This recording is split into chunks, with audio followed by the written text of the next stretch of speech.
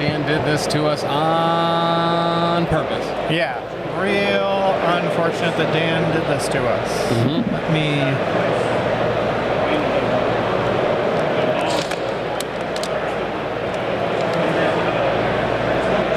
So how about now, y'all? Can you hear us?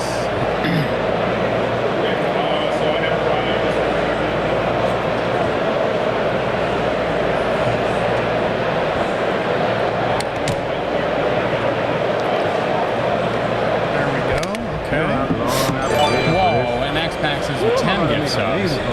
What a dude. What a champion. Going to... Okay. 4. Producer Marsupial, Chalk Muppet, Shadow Marvel, Muncaster, Ivor Game, Wilson McFly, The Big Ugly Boy, Miller Duo, Solzen, and Grande Dios. All right. All getting gift subs from one of the best people literally on the planet. Fabulous. And if you can hear us, if you could just confirm that by subscribing to the channel, we should see just a big stream of subscriptions if you can hear us. And the only way that we will know if you can hear us is if you subscribe right now. You can also use your Amazon Prime subscription. All right. Strange is the captain of the convo. That's why he's supreme. Much like a Cutlass Supreme.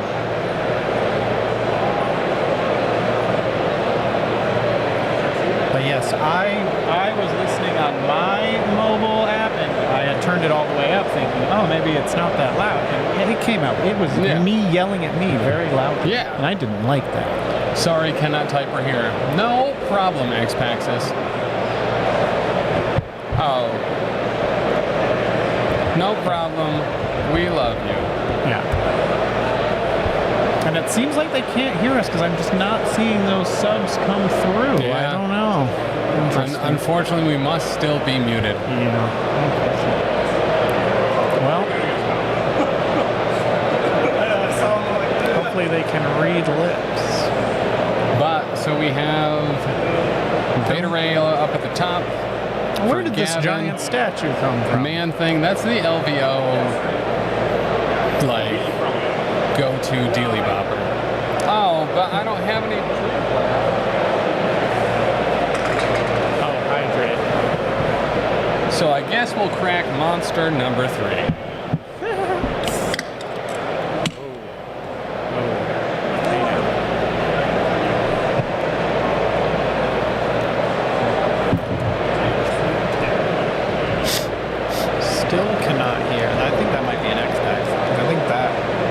That's got to be a you thing this time. I think we've got this. I think we have it handled. Yeah. We've tested it internally.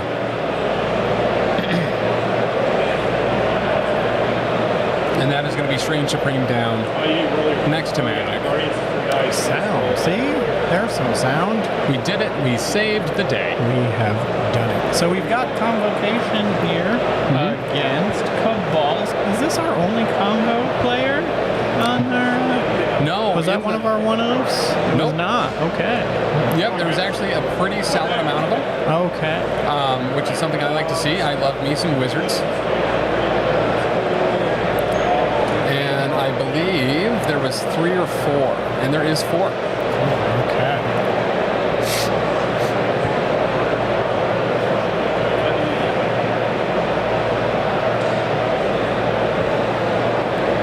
And then Cabal as well on the other side here.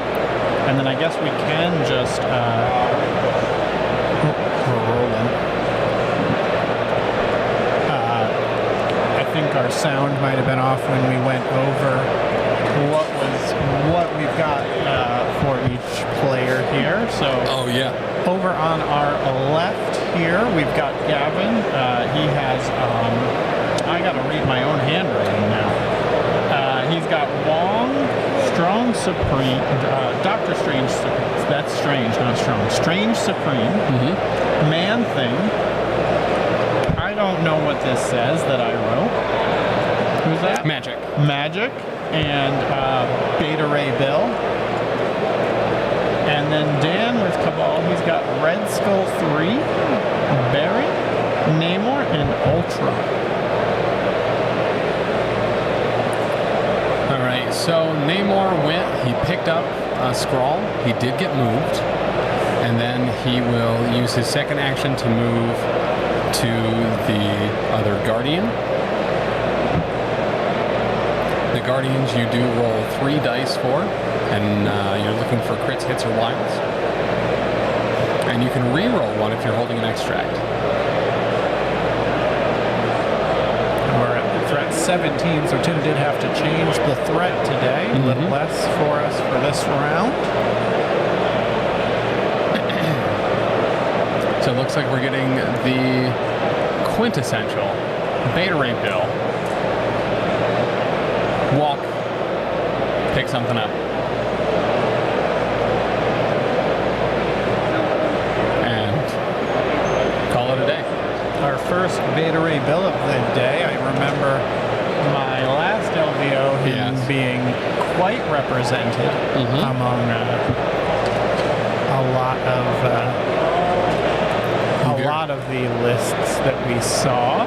Very much was. Has he fallen off, or is this the Beta Ray Bill comeback tour? Or do we don't call it a comeback? Yeah, I wouldn't call it a comeback. All right. He's been here for years. Yep. Teaching his peers and leaving suckers in fear. But he is, yes, the second most taken model this event. Okay. And number 1 is Baron.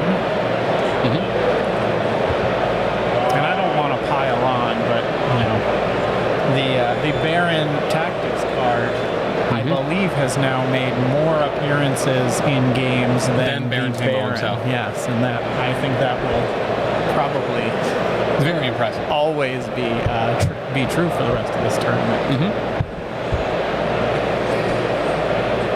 You do always remember your first Beta Ray Bill. Boy, gosh, I remember.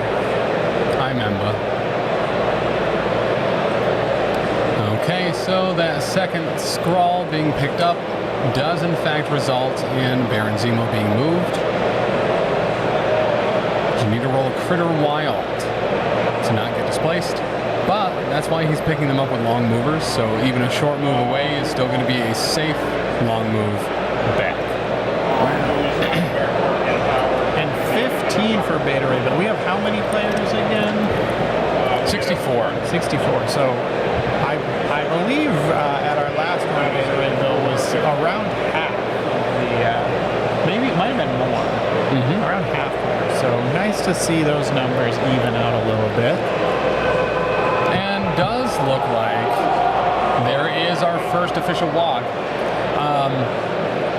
But it does look like Cabal will get the Guardian point that time.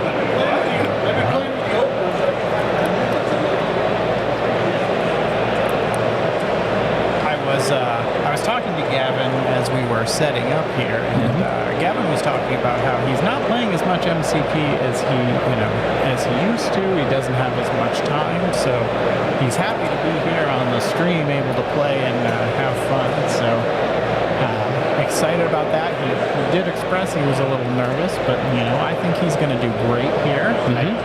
Just another game of MCP, right? That's right. And with it being just another game of MCP, he does move up, climbs onto the top of that building. If there's one thing that I love probably just as much as throwing terrain, it is climbing on terrain. I do like, you got to take the high ground. And that is going to be our first Skrull that's picked up that does not result in displacement. So magic on fire. So we are going to get the Ultron drones. It's been a hot minute since we've seen Ultron 2 on stream, the Metal Tyrant himself, and I am here for it. One of my top 11 robots. Yep. Now 12. I believe. So, yes. 12 in the top 5. It's hard to do it, but you're at the Professional Casual Network.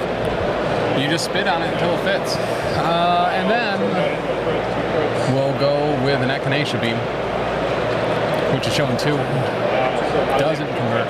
Oh, but the first skull is a crit. That is why that happened. So 2-3 successes. Tim's top 5 is getting into the jam. I know that.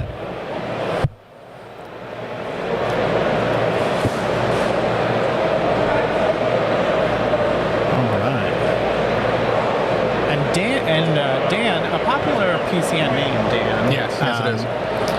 Dan was telling me as well. He has been one of the first to finish here in these first couple of matches. So we can expect a quick pace of play, I believe, here with this game. I think both of these players are ready to just get in there and start rolling dice. Well, and this roster is very much a lethal one. So there's a lot of consistency in the amount of rerolls. Red Skull Master of the World being able to count as long as you have power or you're willing to take damage. The first skull is a crit. So, like, you throw dice. And then, more successes for you than anyone else. Absolutely.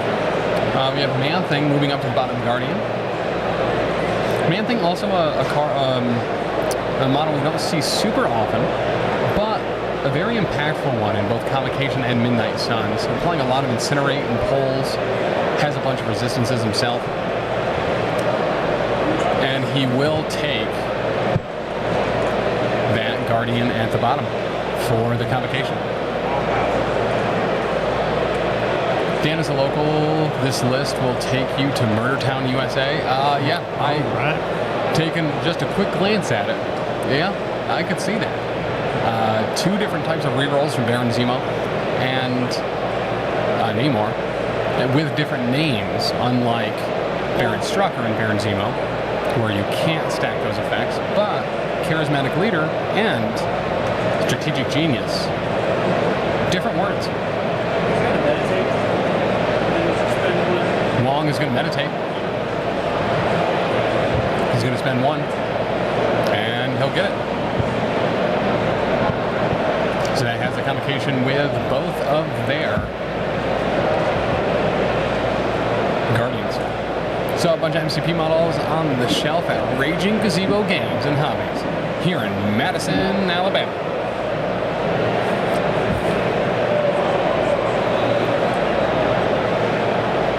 The Fighting 15th. Raging Gazebo Games.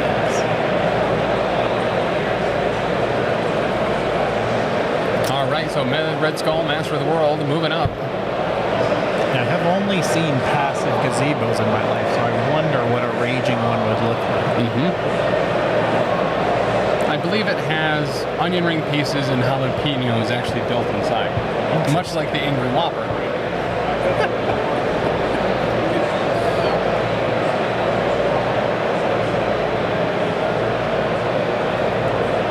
Being able to take a look at range here on Magic. Ultron should be pretty good into Convo. Have we seen Squirrel Girl yet? We have not. I hear she can bite through steel. You have heard that. Strong jaws.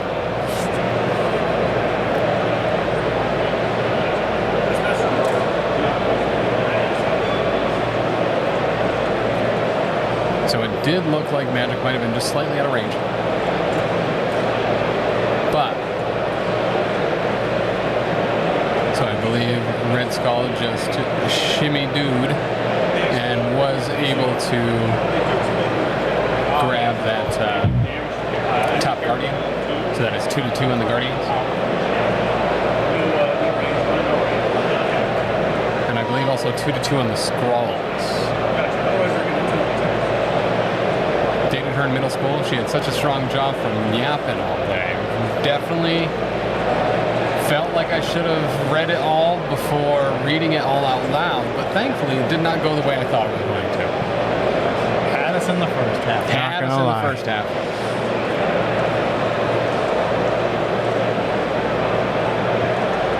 Do you know Squirrel Girl's first name? Squirrel.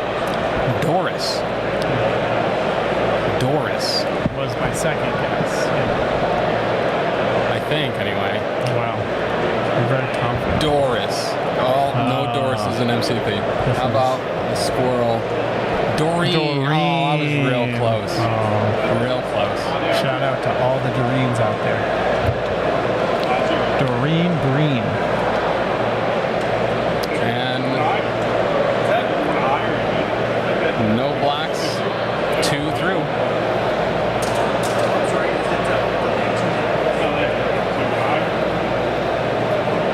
And that was for the Ultron drones. So they are alive on 1. That is technically an MCP special. Technically. Why is it only technically an MCP special? Because please clarify. grunts don't count as characters in a lot of times, or there's a lot of effects where they are specifically like, when this happens, unless it's a grunt. Wow. So we've never really, I think, discussed whether grunts count for that. But is this the first MCP special on a grunt in PCN history? Absolutely not.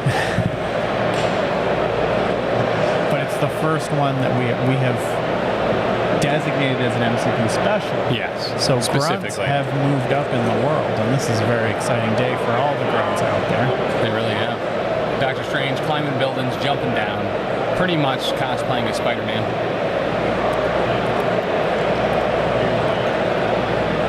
I have been told that in the Spider-Verse, maybe Doctor Strange could be a Spider-Man in one of the Spider-Verses. Yep. There are infinite Spider-Verses. It's very true. So there was this whole Spider Island thing where everyone on Manhattan got turned into a spider thing. So there was a hot minute where like everyone was a Spider-Man. There you go. If only there was. I've never heard this, but perhaps there's some like photo of a bunch of Spider-Mans and they are just kind of like pointing at each other like, hey, you look like me. That very well could be. Yeah. So that will end round 1, 4-4. And we are moving. Look at that. 4-4, round 1. Okay, I have evolved to limit my raunchy public discharge course. That's true. Here in Las Vegas and LVO, a very family-friendly, non-raunchy place.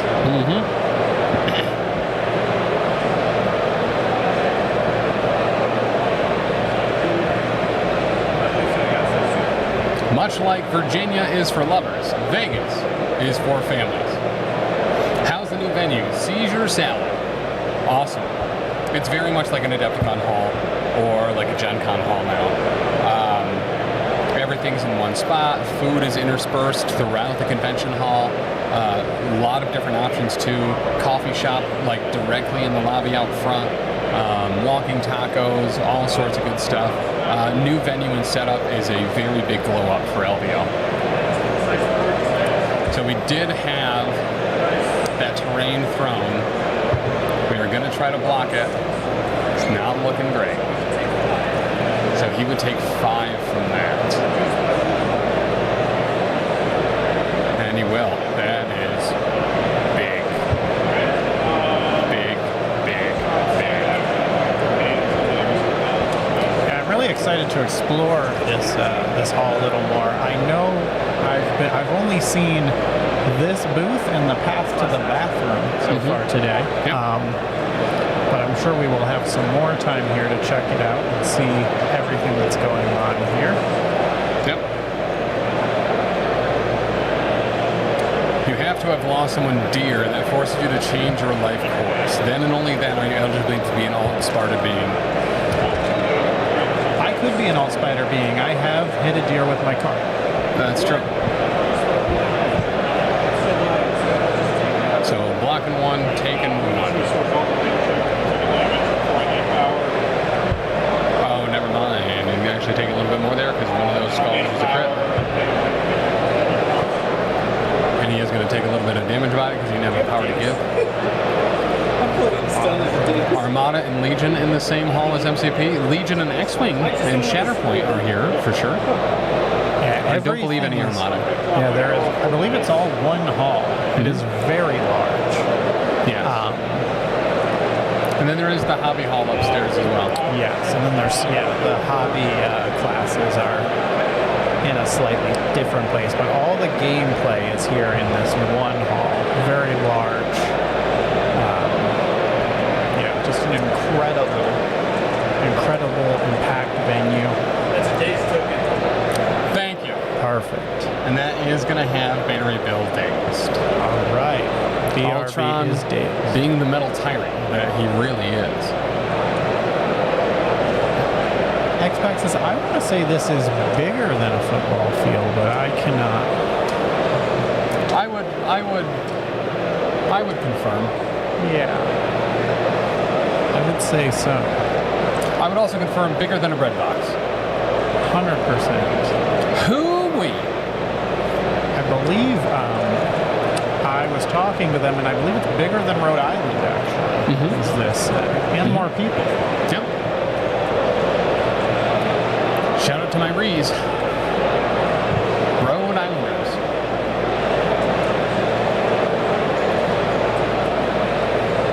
I keep thinking Dan's hat is a Buffalo Bills hat. And it's not. It is not. And that's okay. It is okay.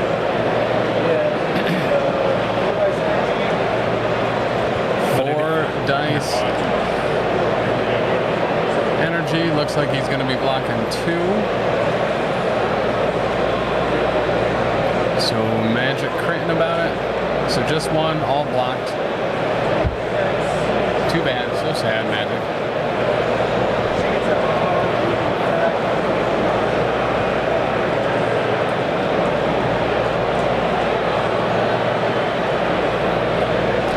Does Magic want to do with her second action? Does she want to get to safety? Looks like Journey through Limbo.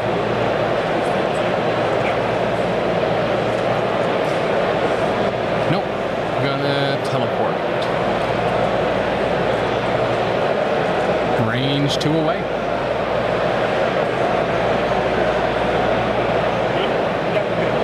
And that's going to be it for Magic.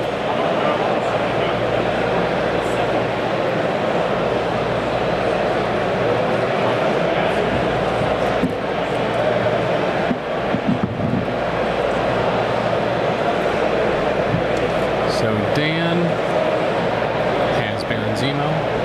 He has Namor. He's used Ultron. I believe he also has Red Skull left as well.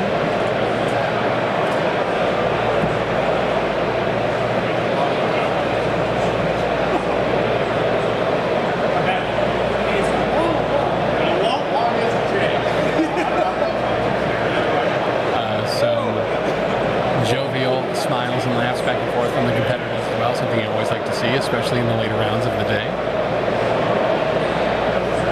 MCP has one of the better communities for miniatures gaming, if not the best community for miniatures gaming.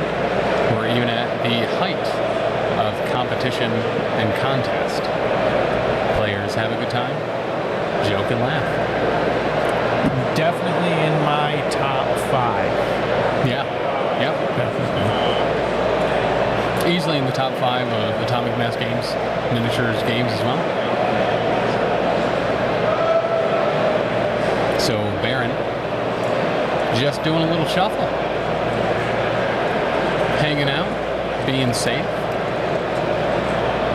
Doesn't have stealth, but might as well. I'd say top 3 for AMG. I would too. I would too.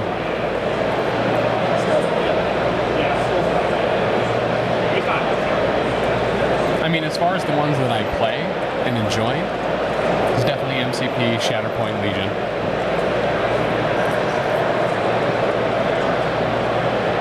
As a very avid painter and crafter and hobbyer, X-Wing never really was my thing, just because, you know, it came pre-done. Yeah, you are renowned for how much time you spend painting. Yep. My assembly streams, you know, have been directly commented on by Dallas while he is also hobbying on stream.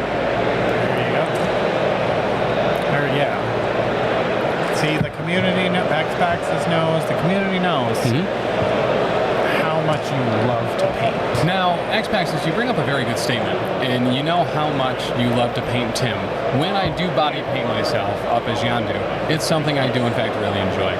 I leave evidence of it all over my house. I actually believe the U was talking to me, and he was aware that these 2 days before we were working at LVO, we did do a body paint. You said, quote, body paint me like one of your French ladies. That's right. That's right. So we do have Namor moving up to Man Thing. He's going to throw some dice and just throw a casual 4 crits. There's casual 4 crits. He's going to block 1 on the flip, though. Yikes. Well, 4. Oh, the skull's a crit, too. So 5 crits. So, yeah, but they don't explode here. Oops, all against crits. Man Thing. But he'll still take 5 from it. All right. So I think that's just a passive that Man Thing has, where either hexes or you can't explode crits on him. You type in man and you get 30 entries. You type in man dash, you get 1. Yep. Is it that you just can't explode crits against them?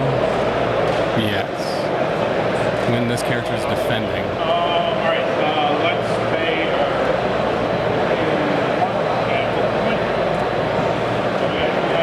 Alright, going to try to flip the point. He is holding an extract, so he can reroll, but he doesn't need it. Pairwise.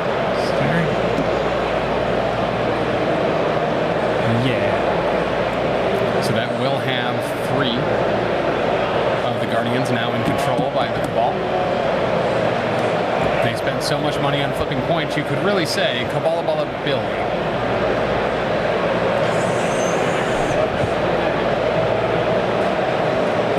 X-Paxis is a pillar of the Las Vegas region here. Absolutely. If you are here, you let me know. And much like the Olive Garden, when you're here, you're family. Right. I only have so many corners of my garage to store stuff in, though, so... Yeah, I'm currently in 2 of them, at least. So. 2 of them, and then my Christmas stuff is in the other corner. I do have 1 open corner, I believe. Sounds like they got a spot for you, X-Paxes. There we go.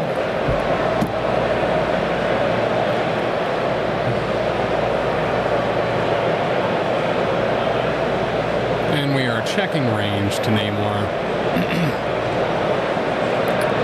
Potentially stranging about.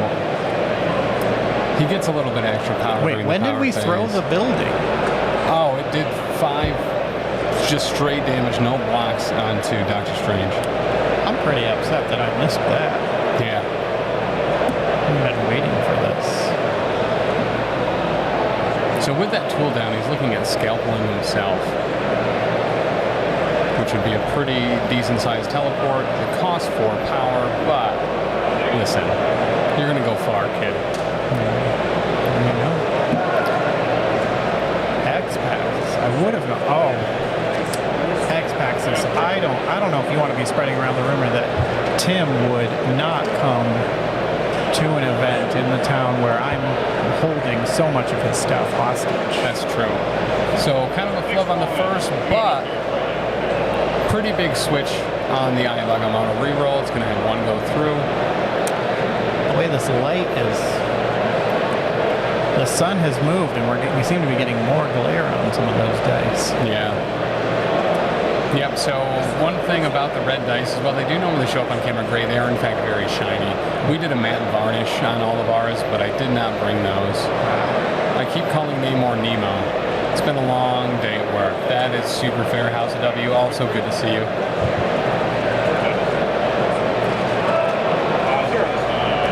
0, and looks like 4. 3 or 4? 3 or 4.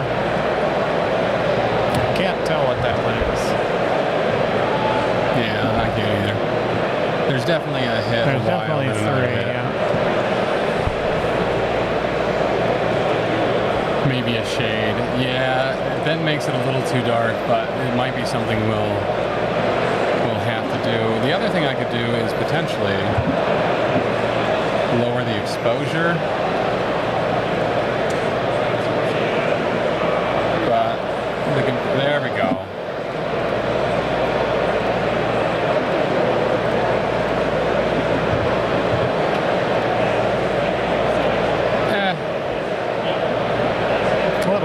A little bit better, so it was a skull there.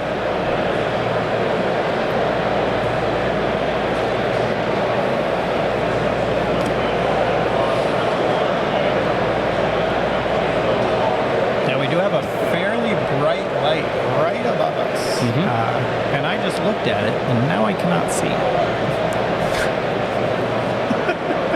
So we do have Red Skull, Master of the World.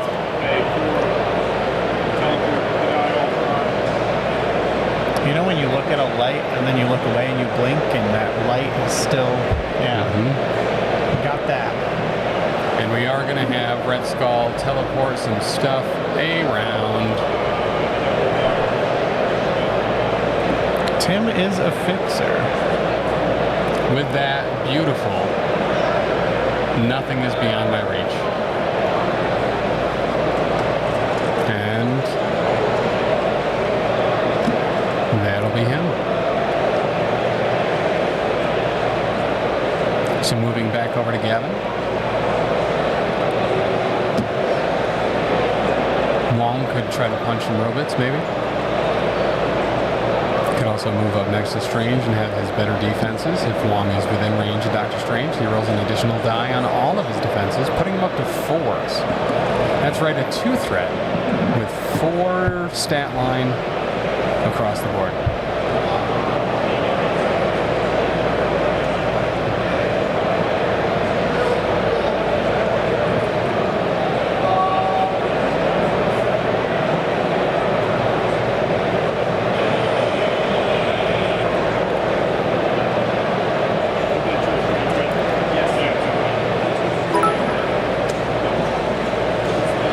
X-Paxes with 1,000 bits, is that real? Dude, thank you. X-Pax is really the true superhero. And does look like he's able to fill the point. I am going to turn the exposure back on, because now it's difficult to see most things.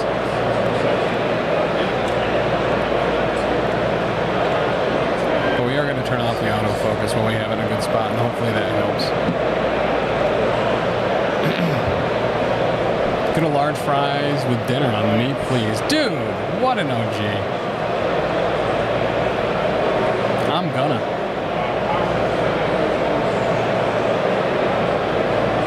I don't have a fridge in my room either, so I'm just gonna eat them all.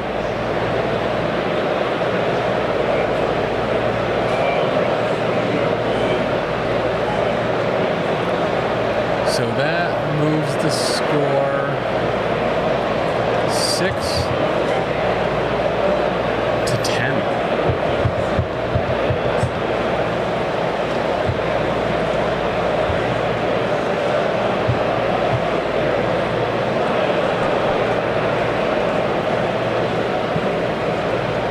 Pretty good. And just a reminder for everyone, if you want to see information on the tournament, as I just did, the Longshanks command is going to let you see all that.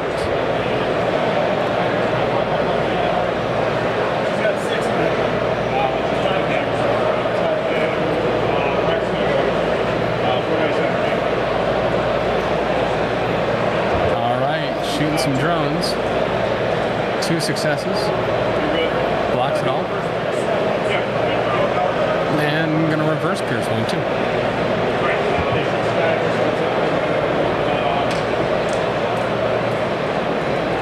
Now I want fries. Who doesn't? Fries are dope.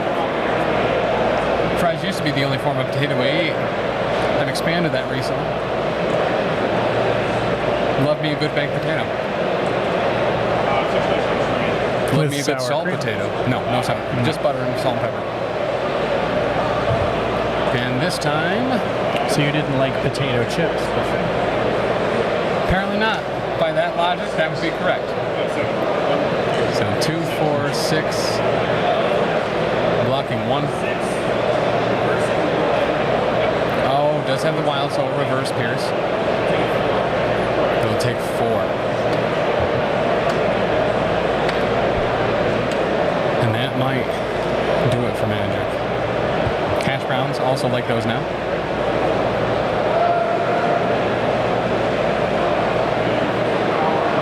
Scallop potatoes still find yucky and gross. I haven't had scalloped potatoes in a while. I loved them as a kid. Too mushy, too not firm. Need some snap. That's why I like a good air fried baby potato. From Little Potato Company. Not a sponsor. Clam chowder. Nah, not a soup guy. No soups, no chowders.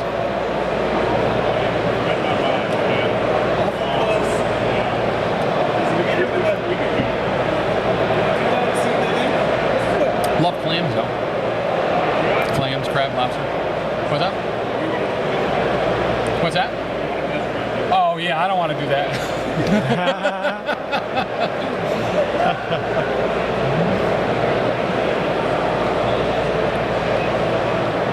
Just look at how steady these hands are. We're getting another judge assistance here. Because Ultron wants to throw into Strange.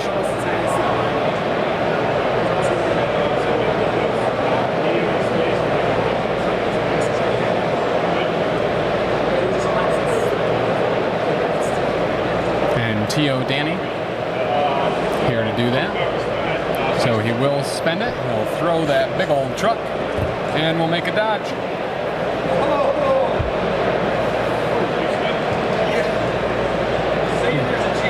Got a little crit. Oh, There wow. you go. All right. That is crazy. You love to see it, Chuck. Okay.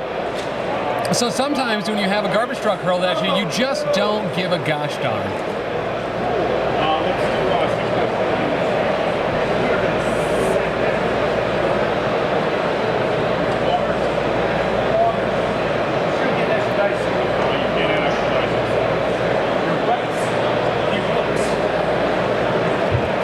All right, so this is into...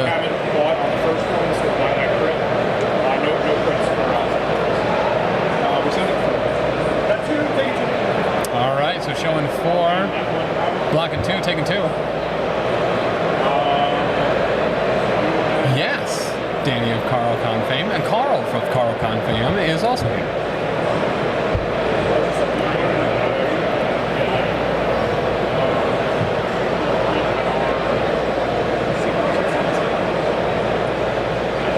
Good afternoon, gents. Tim, tuck your loins. I'll try, X-Paxes, but I hope you have a good day.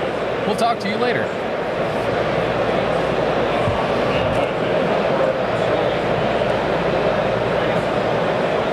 So Strange gets moved a little bit with his Echination beam. Got that right on the first try. Bloody and poisoned, 2 things that robots don't really care about, but wizards are very susceptible to.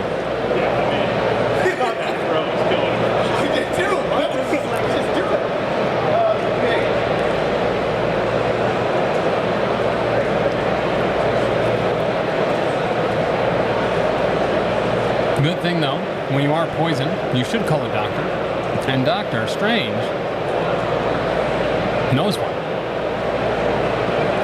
Dr. Kurt Connors teaches at the University of Brooklyn, also known as the Lizard. Similar to the drummer from Def Leppard, he only has 1 arm. I can't dispute any of this, so I will just let you keep going. In trying to regrow his arm, Dr. Kurt Connors accidentally turned himself into a big old lizard man called the Lizard. But did he get his arm grown back? while he's in lizard form. So, success. Spoilers. Oh, Caesar salad. I'm sorry, man. Blocking 2. However,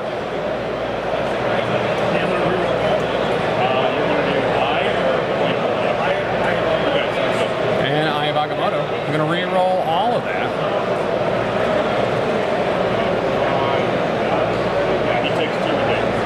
And he will take 2 in days.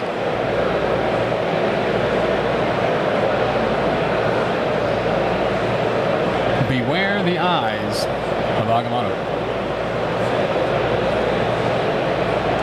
And that is a pretty big threat. Going to be flipping to their injured side.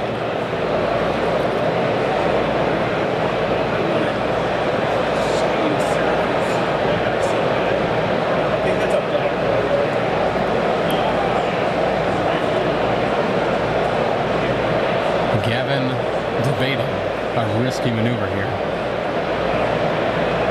No risk it, no biscuit. That's what they say. And Dr. Strange, a big fan of simple cars.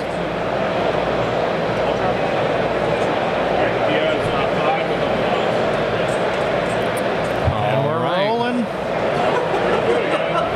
Phew. 3 crits. 4 blocks. Just re-roll the whole thing with the eye. And nothing.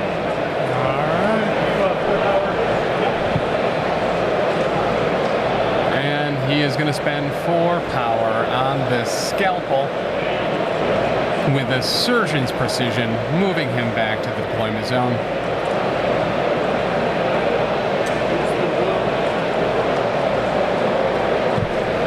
Going to try to flip the point. Gets it. So that will bring the Guardians back 2-2, which will prevent Dan from scoring 6 this round. So that could give Gavin an opportunity to close the gap a little bit and then potentially come back and pile on next round. But we do still have some big long movers. The first one being Baron Zemo, who's going to go ahead and move on up.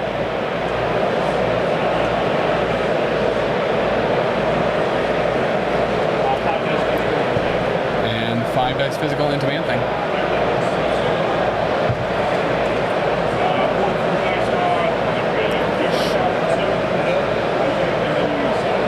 Showing 4. He's already doing what he needs to bring the Man-Thing to gone.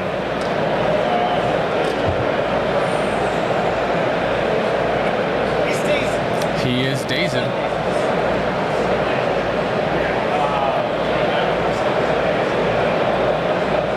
So that's the thing with Baron Zemo, with Master Swordsman, with Strategic Genius, with I'm a Baron After All. There's so many ways to make sure that your poor rolls do better. But if you just roll what you want the first time, True. You don't need to worry about it. It's true. I think those are good cars, though.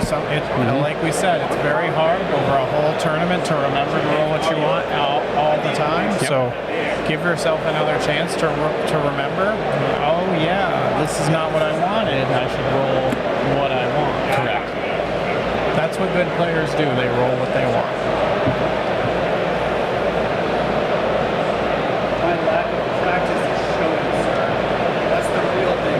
We still have not tried out that strategy at the craps table here in Vegas. We do need to get on that. Yep, that is very true. At some point this weekend. Completely missed X-Pax's earlier comment of putting a Rot Spawn on the field tomorrow as I field the Rotten Tide Blood Bowl Nurgle team. Love to see some disease out there being spread. Tim, we are here at LVO, and usually at LVO, I get you to promise me that you'll start playing Blood Bowl again, and you usually do that for 1 to 2 days. Is that something we can look forward to? You know, I don't think that is on the table this year. I do have 3 Blood Bowl teams. unassembled, still in their box and sealed, but they exist. They do exist.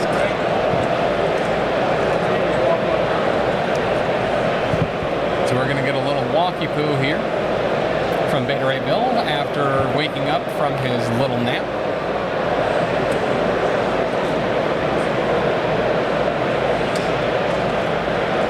I don't know what this is for. It's the cover for the dock plug. I wouldn't worry about it. I wouldn't worry about any of this. All right. You can still put it on. Yeah. It's just 2 pieces. Just 3 separate sleeves now. Yeah. There you go. So Beta Ray Bill moving up. Going to spend a little. Then he's going to throw Neymar and say, "Go on, get." I saw Frank C and I was like, does he have a Frank Caliendo measurement stick? I believe it does in fact stand for Franklin Capote, a visionary orchestra director whose mainline shtick was doing famous classical pieces in different minors and majors to make them have very different emotional presentations. So Neymar is going to double move, going to rotate. And that second move is part of the charge, and he's going to try to blast that bald wong off the table. And it looks like it's a pretty good start, showing 6 successes. So really kind of an overcommitment there. Didn't need that many successes, rolled them anyway. He might need those later. You know, hopefully he remembers to roll how he wants to roll. And he did need to win by 2 there. He did have an extract in hand, so he was able to re-roll one, but was not able to complete it. So that top right Guardian is in fact still going to be with the convocation.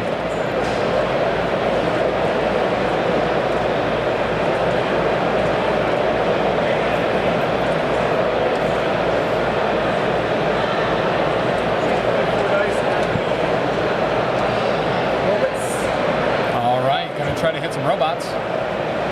Robots blocking nothing. And they will go kaput.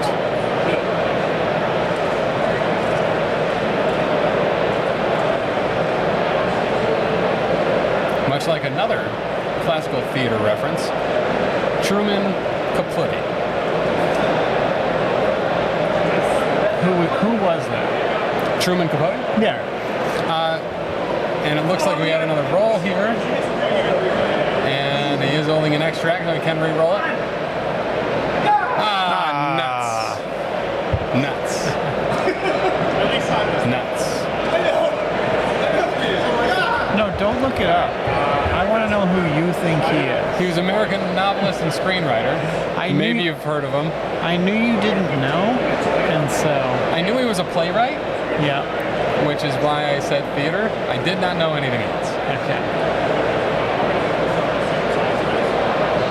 Gotta love them pay 2 flips, yeah?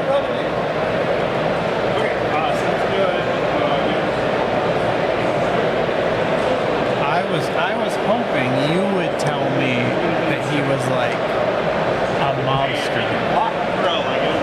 Or try to drop some Harry Truman lore on me or something. Oh, yeah. That's what I was kind of hoping. If it hoping makes you feel any better, as I was loading up that sentence, in my head I was doing the math. I was like, wait, is he the president? No. No. I think he's the play guy. Okay. So I already had that diverge in the path, and thankfully took at least one right path. All right.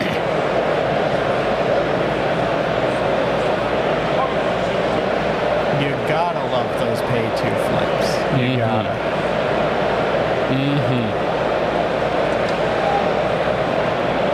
And Guardian's kind of a unique one in that you're not rolling dice based off of any of your stat line. You're rolling a flat 3. And so you can miss it even if it's uncontested. But being able to have a re-roll if you're holding an extract adds a little bit of extra flair.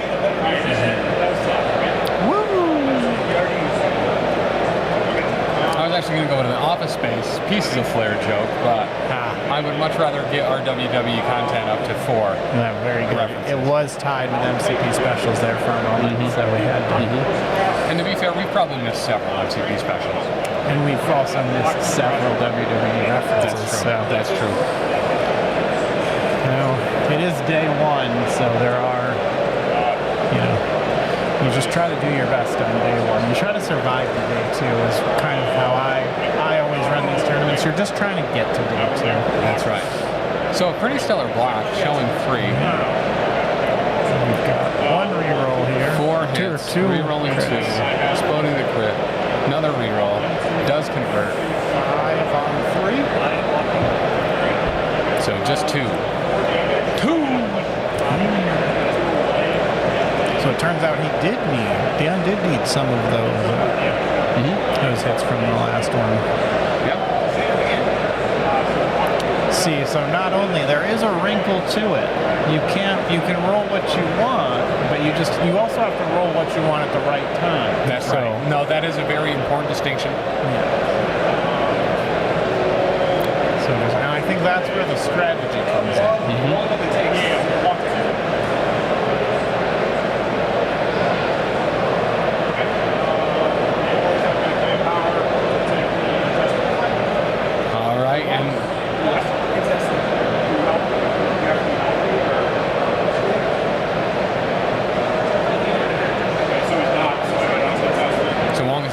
So he does not count here, and that is hugely impactful as only 1 success was rolled.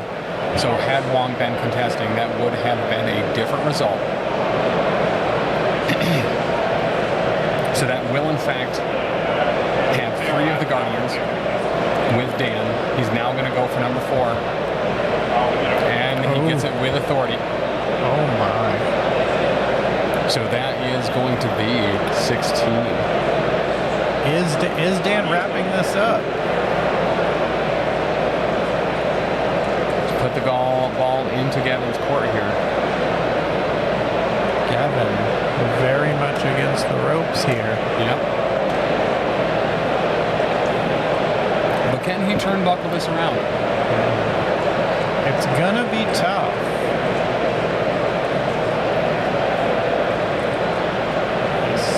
Looks like he's staring at the possibility of going down this round.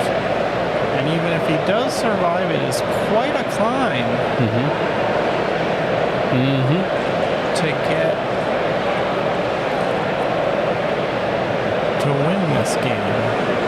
All he has to do to get another round is deny a point somewhere.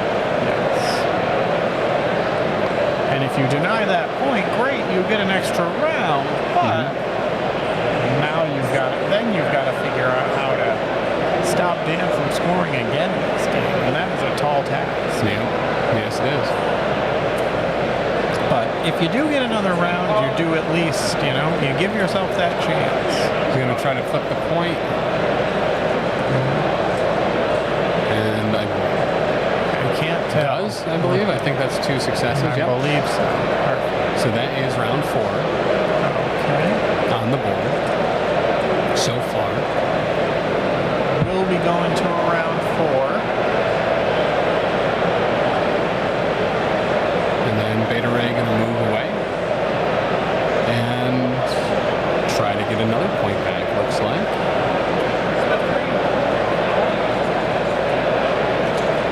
He's going to spend 3, give Namor the old yuck off the point.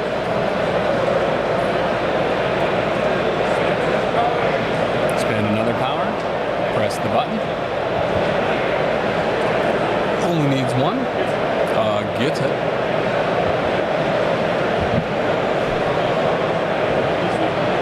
So that'll have the 2 top ones back with the convocation. And if you were to ask me, Tim, would you have done that if you were Dan, moved to grab both of those points? Yeah, absolutely. That gives you check, right? Yep. And you put it on someone else to roll the dice they need to actually get it back.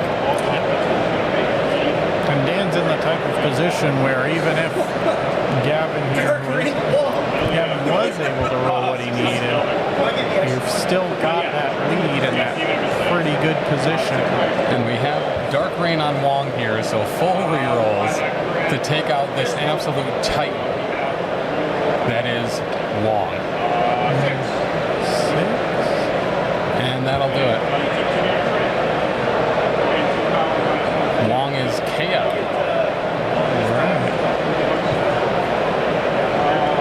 And what a Dark Rain indeed that is. Poor Wongers. And flips the point. Oh, wrong button. That's not what we want to do. I was just trying to turn the dice cam off. Dan does have a good lead here, but it is not over yet.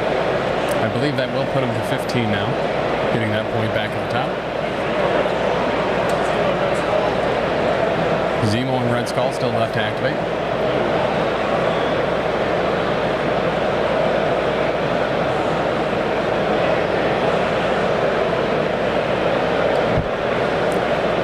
Hey Dan, what's the score? 15 to 9. So we missed that pretty hugely. So we did go into 2, 3, 4, 5. 1, 2, 3. Yep. Right, there we go. And now a message from our sponsor. Hi, I'm Tim, and I suffer from severe plaque psoriasis until I found White Monster. With just 3 to 4 White Monster cans a day, I can absolutely have way too much energy to put any attention on my severe plaque psoriasis. It is not a cure, but it's a cure for your attitude.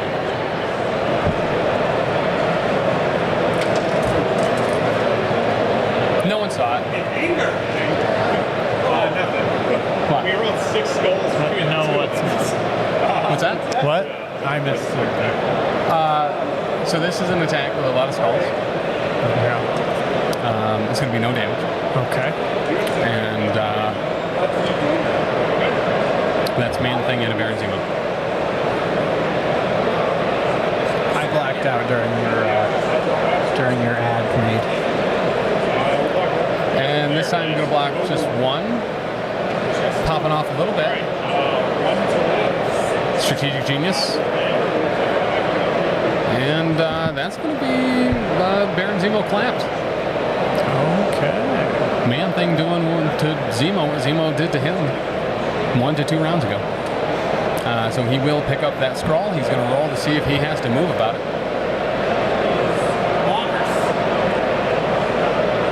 And got a wild, so he's fine.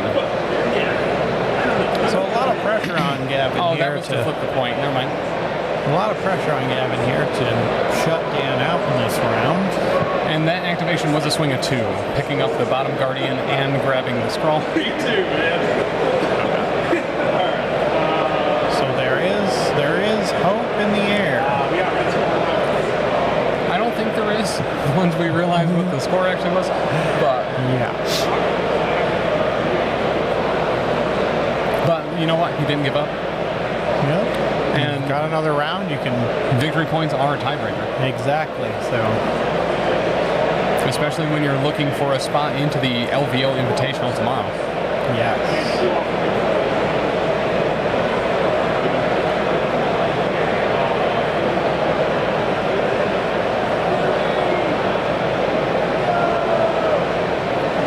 So Beta Ray Bill gets encephalopoded.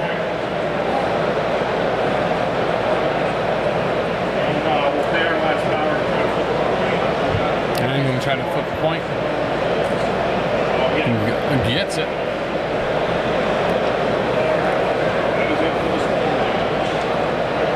And that is Ultron. And so if you're Dan here, you're just kind of trying to get this round over to win this game. Gets that point back. Right.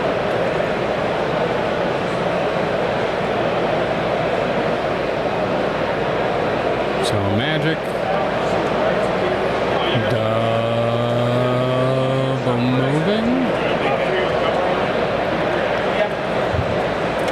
Oh no, going for a shot. Get hexed. Get hexed. Tim, when you're in a situation like this, your opponent needs just points to finish this game up. Are you looking to get some safe points, or are you just looking to get as many as you can? Oh, and it looks like we have the handshake there. Yeah, so that is going to have the round going to Dan.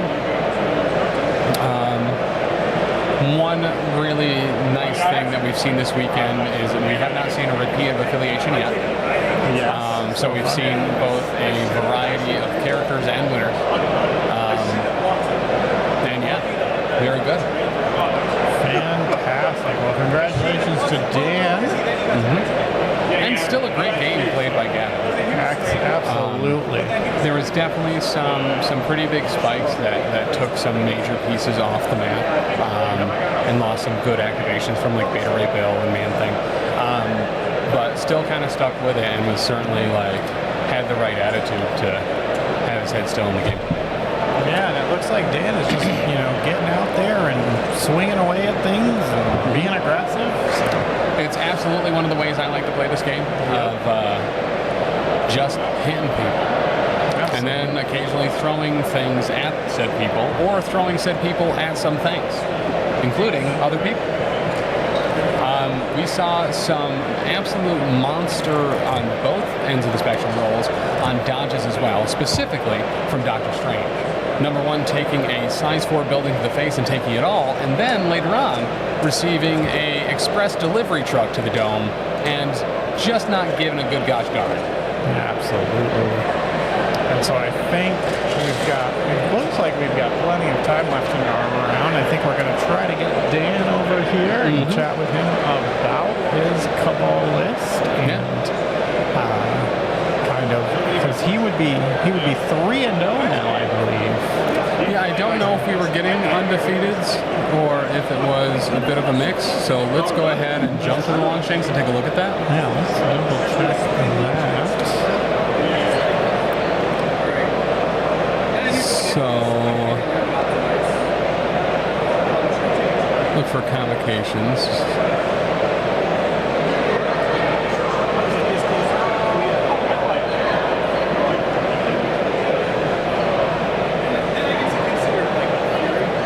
So that might be Captain Diesel. Over on the left, maybe. Of the Sons of Thunder. Can you see who he played this round? I guess. Captain Diesel. And that might be Dan Geisman. So if that is the case, then yes. I believe both of those gents were 2-0. Yep. Yeah, Cabal and yep, there we go. All right. Yeah, that's Dan. Nice. So yeah, so that'll have Dan 3-0. A great way to start the LVO weekender. Absolutely. And I don't know if he's already qualified or not.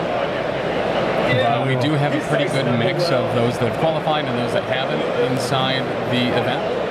So the top 8 won't necessarily all be invited.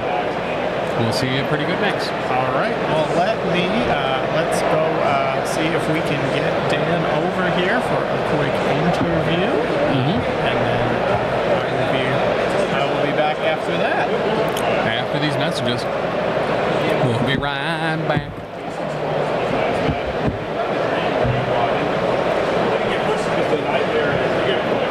We have some other games that are still going at that level. Jeremiah England 2-0.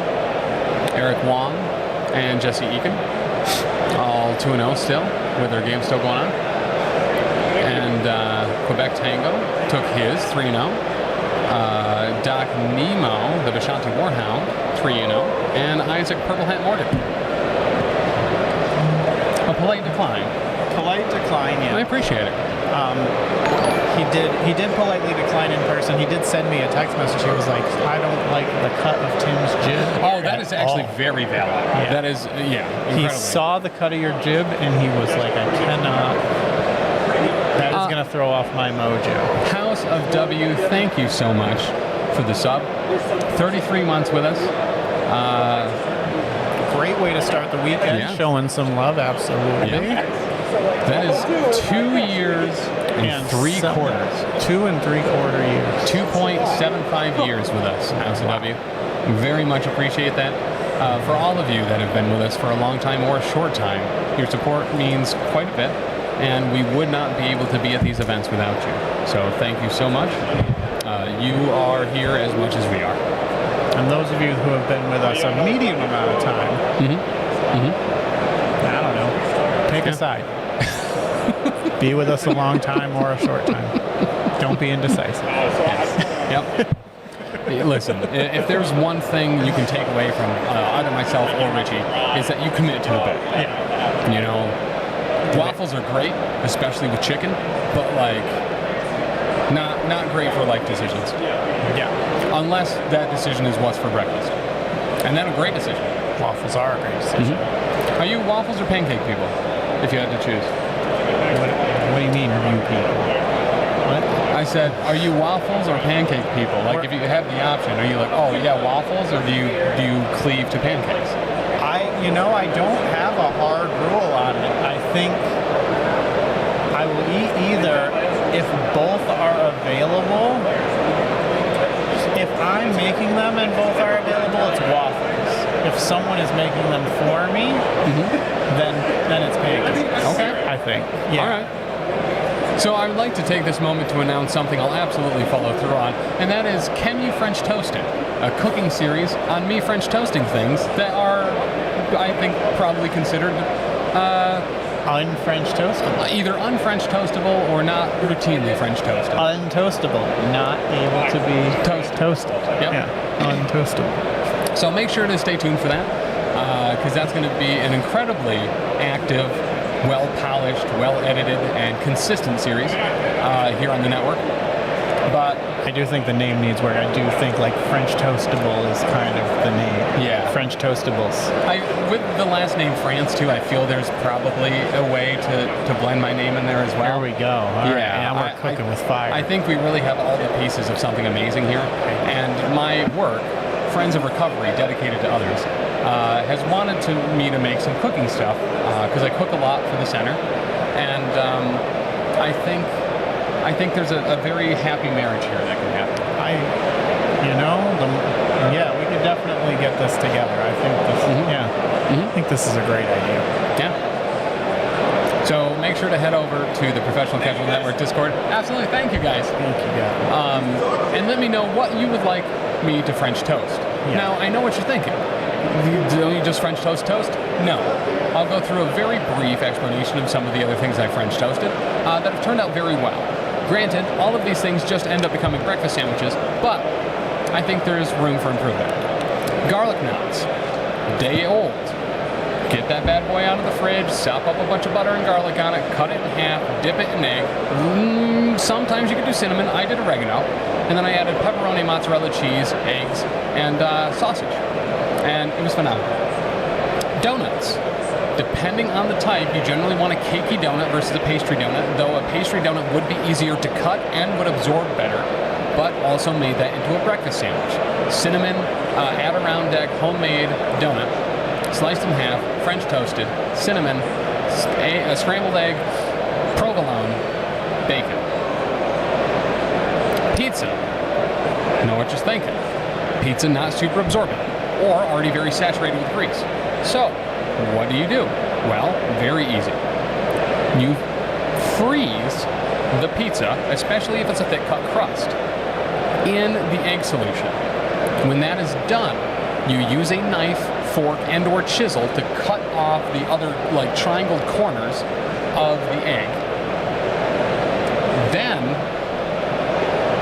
you pan fry it.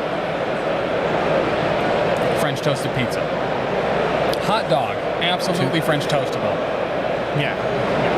Tim, I have a quick, if I could intervene here. I'm thinking about trivia for the weekend, and I believe what I saw you 2 days ago dip your chicken nuggets in. Yes. I don't believe, if we had this as a trivia question, I believe we could go years before someone, this edible sauce that you dipped a chicken nugget in, I think we could go years before someone correctly answers that. I think that might be accurate. Now, just for some additional context, this was a mega dino nugget. This is also true. This was a very large dino nugget, up to the classification of mega. What do you feel like I dipped that in? This is, as he said, an edible sauce. It is an edible sauce. Ooh, so I don't know if we're allowing additional questions yet. I'll allow it. All right. It was a sweet sauce. Was. And if you are thinking, here is the tip that I will give you before you answer. If you are thinking, hey, here's the weirdest thing I've ever dipped a chicken nugget in, you're gonna have to go beyond that. If you are just like, oh, like not a lot of people like this, but I've heard of other people dipping this in chicken nugget in this. You're also off base. You are incorrect. You are going to be incorrect. Yep. This is a flavor that I really enjoy, personally. It is a good flavor. I had this sauce in my house, and I never would have thought, let me put this on my chicken nuggets. Cinnamon roll frosting is a very good guess. I like that guess. It's not hot or cold, but like, I like where your head's at already. You're in a good spot. That is very smart. I do like that. It is incorrect, but it is very good. Cinnamon roll frosting also not something that I have in my house. Whipped cream, something I have in my house, also incorrect though. Maple syrup seems like a pretty common one that people would do because of the chicken and waffles. I feel like you put maple syrup on some chicken. I think that even came up. I think so. I think that was an option. I was presenting all the worst option sauces I had, and then when I said maple syrup, I was like, never mind, this is not a bad option. You can't pick this one. Yeah. Maple syrup does sound very good. Massive, huge fan of chicken and waffles. Yeah. So, one of my biggest gripes, probably my only gripe with the Deficon, is that when it moved to Milwaukee, it moved it away from a delicious spot called Kuma's Corner, which made delicious burgers. One specifically was a chicken and waffle burger, where the chicken, like the fried chicken thing, was in a waffle. They had put the batter around it and pressed the waffle with the chicken inside, and it was delightful. That sounds excellent. Strawberry jam, you are on the right track. You are on the right track. I will say also, as an aside, there were 4 different brands of strawberry jam in my fridge when this was offered. Yep. Smucker's Reduced Sugar, Crofter's Organic Strawberry Jam, Welch's Natural Strawberry Jam, and then some brand I can't remember. It was like a strawberry fig type of deal, which is also very good. I have no grape jelly in my house. Which, I am a grape jelly person. I am not a strawberry preserves, jam, or jelly individual. So no, it was not grape jelly because it was not available, but would I do that? Yes. Oh, Jell-O. Oh, Jell-O. Oh, Jell-O. Jell-O. It means goodbye. You must have seen it. Did you watch Twisted Metal? No. You should watch Twisted Metal. I've seen some clips of Sweet Tooth in it, and it really does seem like it would be a good time. It is fantastic. I don't know if House of W was making an Oh Jell-O. That is like a bit in the first season. All right. And so I immediately thought of that. But yeah, you would love Twisted Metal. It is fantastic. I'm a big fan. I was a big fan of... It's got Anthony Mackie in it. Yep. You know? It's got... I just know her. Stephanie Beatrice. Yes. Is excellent in it as well. Peanut butter also great.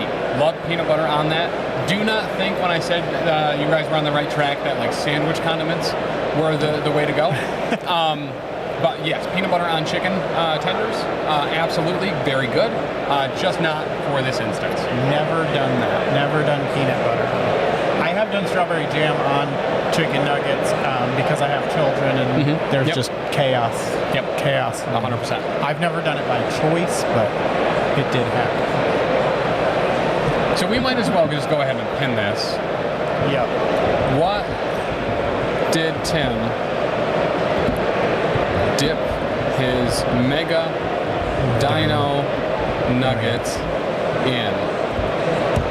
And that is not a euphemism. That is not a euphemism.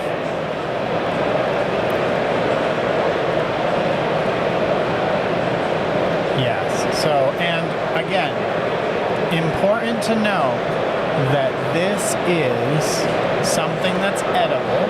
Yep. Traditionally edible. Traditionally edible. It was in my fridge and open. So it's not like, Yep. he dipped it in something that, he didn't dip it in paint and eat it. Chocolate sauce. Listen, you're getting in the neighborhood now. You're getting in the neighborhood now. Very much in the neighborhood. Yep. Peanut butter on chicken tenders sounds like trailer park version of chicken satay. Listen, peanut butter is used very heavily on chicken in certain cultures, and that food is in fact delicious with peanut butter on it. So I think maybe broadening our horizons a little bit. Nutella, no. But good guess. Good guess. But yeah, I think peanut butter should be on more things. Peanut butter on a burger is very good. Peanut butter on waffles is how I actually prefer to eat my waffles. A little bit of butter, a little bit of peanut butter, fold that bad boy in half and dip it into some chocolate milk. Listen, you're sitting real pretty. Peanut butter on a waffle is something that I had never done. My wife way into it. Yeah. And so now my children are as well through that. And I don't know if I've still ever done it. I feel like I need something wet on a waffle. Dip it in chocolate milk. It's electric. I don't know. I just like my syrup on my waffles. You can put syrup on it too. Marshmallow spread. No, it's not marshmallow spread. But now you're do thinking not out have there enough. marshmallow spread in my house. Maraschino cherry juice. No. But once again, It's you like guys weirdly close. circling. It's weirdly close. You guys are circling the blood here.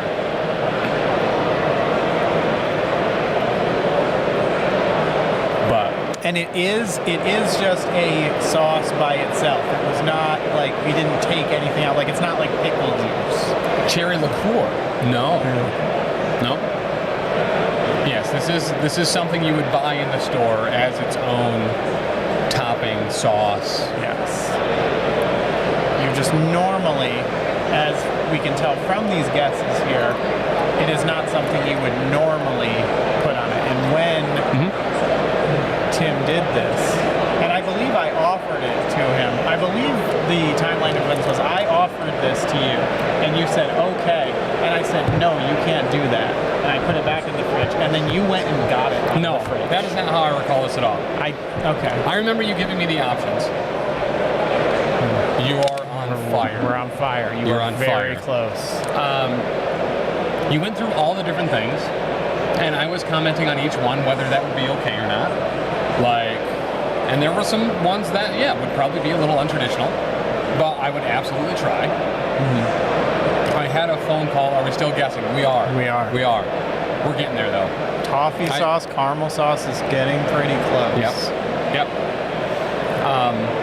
So you listed those things, and when you brought up this particular one, I was like, yeah, I would do that.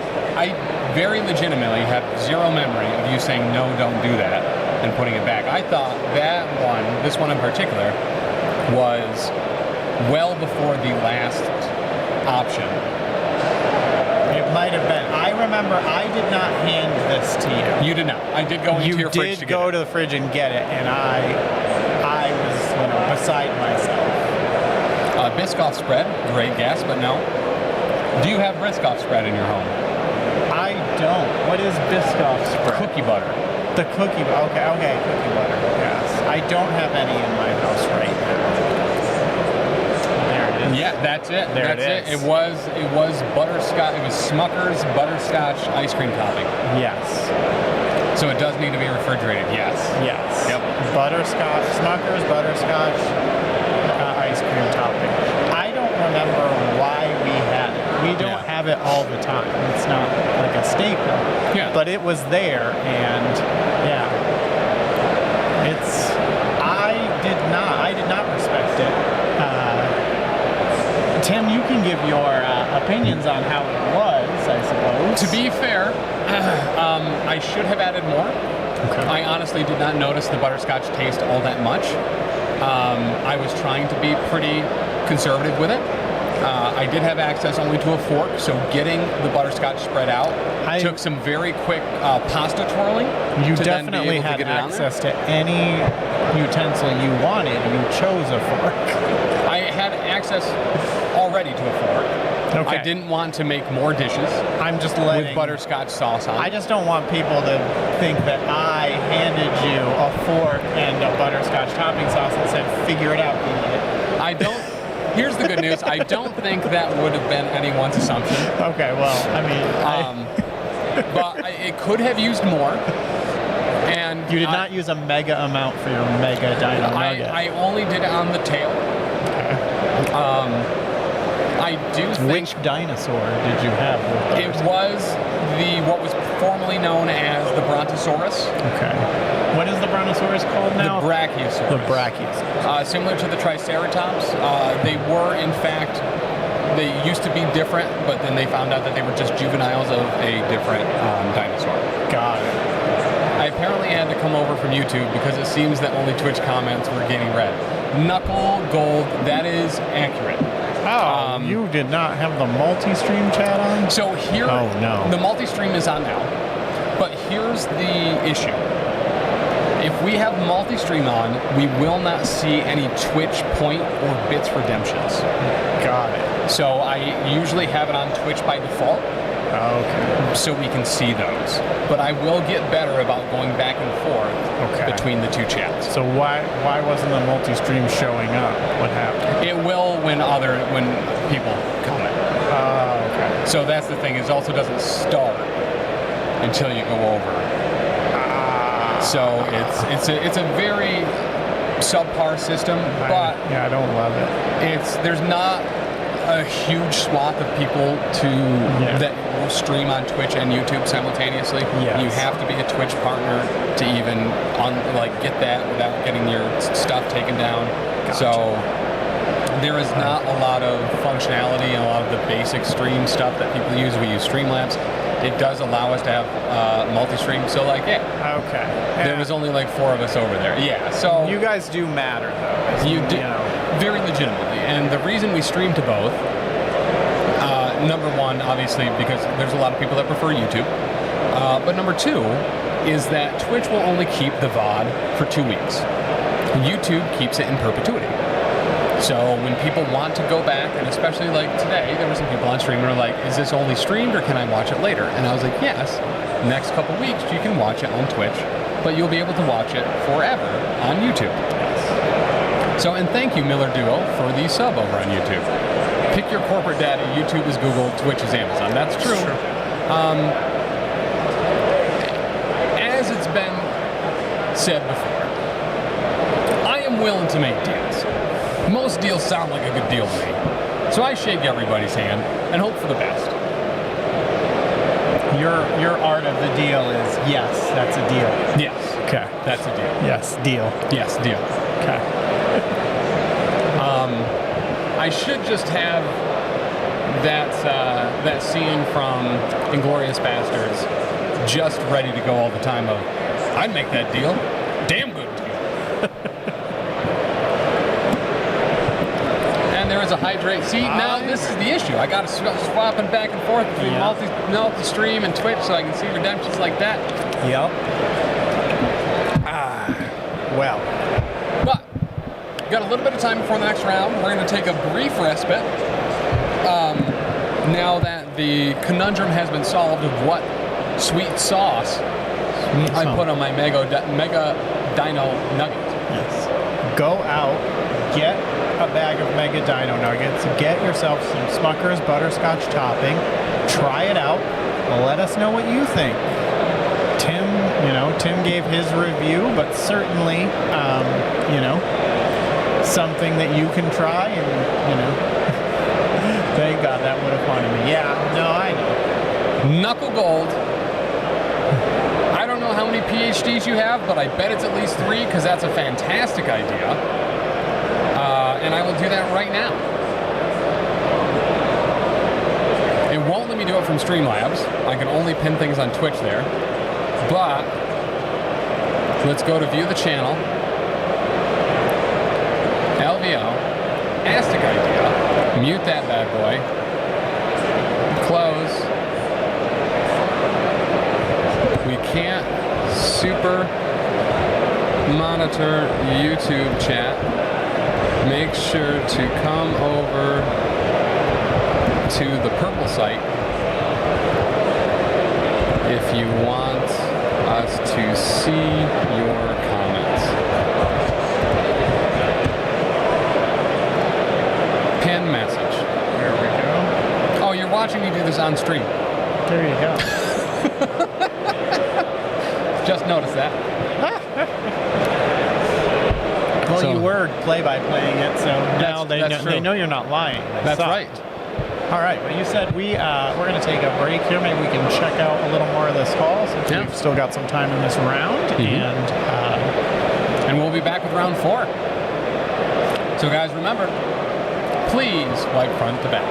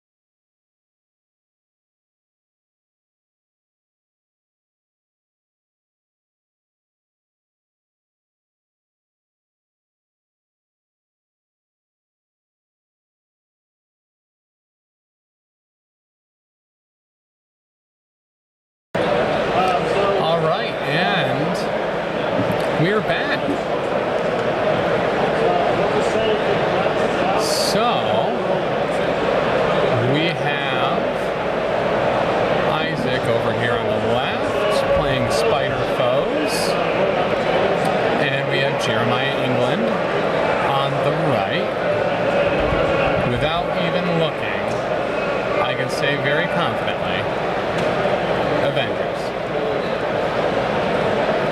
So we've had Jeremiah on stream a number of times before, especially at Adepticon and previous LVOs. And I'm very excited to see some spider foes. We roll it for first. Yep. So that's one.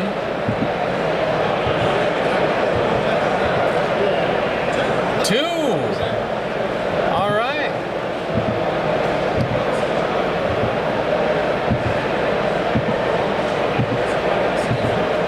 So I know the spider foes will come up here eventually.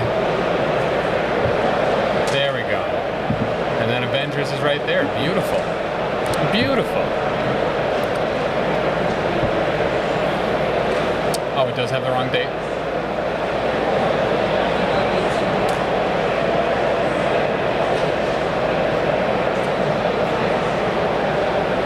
All right, so that is Isaac with priority.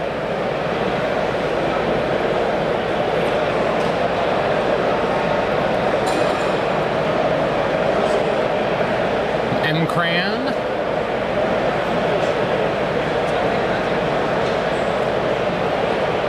What are the crisis? We got Cube and Crystal. Cube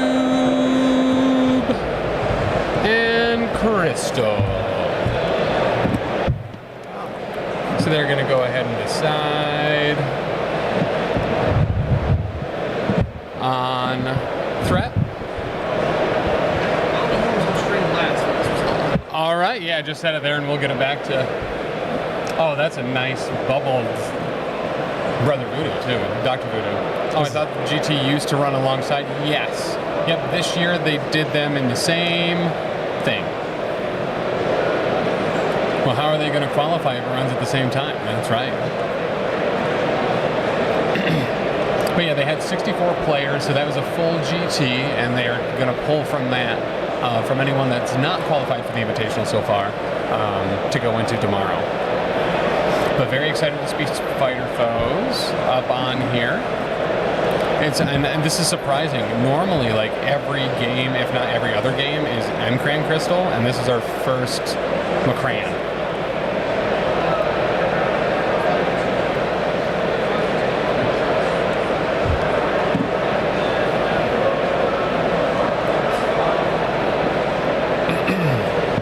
But this will be the final game of the day as well. We will be starting at 9 a.m. That's my husband. Go, Isaac. Nice! Your wife is watching. Let's go! Well, that is awesome that you were coming out here to support him. Hell yeah! Let's go! And I'm just excited to see Spider Foes as well. Yes. Like, with the new Magic set that's out for Spider-Man, like, my entire focus recently has been, like, what Spider-Man villains can I run? And they're just, I don't know. It's one of those affiliations that I go back to on a regular basis, and I just forget how fun they are. They might not always be at the height of competitive, but, yeah, Mysterio is a real jerk. Listen, Mysterio, greatest 3-threat in the game. He's a master of illusions. I don't know if you knew that or not. A master. That means he has 6 years and a certificate saying that he practiced illusions for 6 years. They're not tricks, Dad. They're illusions. Fair. Knuckle Gold. Valid. Valid. We will do better. That's be better allies. That's egg on my face. Consider my face French toasted. French toasted. And speaking of Spider-Man Magic 2, I did during lunch here walk through the convention hall, saw the Magic tables over there. A little bit of Commander going on over there. They've got some learn to plays too for Magic, Lorcana, and Flesh and Blood. So hell yeah. Nice little section of trading cards over there, and then I saw a good number. I saw someone in a Bills hat, so we yelled "Go Bills" at each other, and really, yeah, just collecting every demographic. Yeah, just every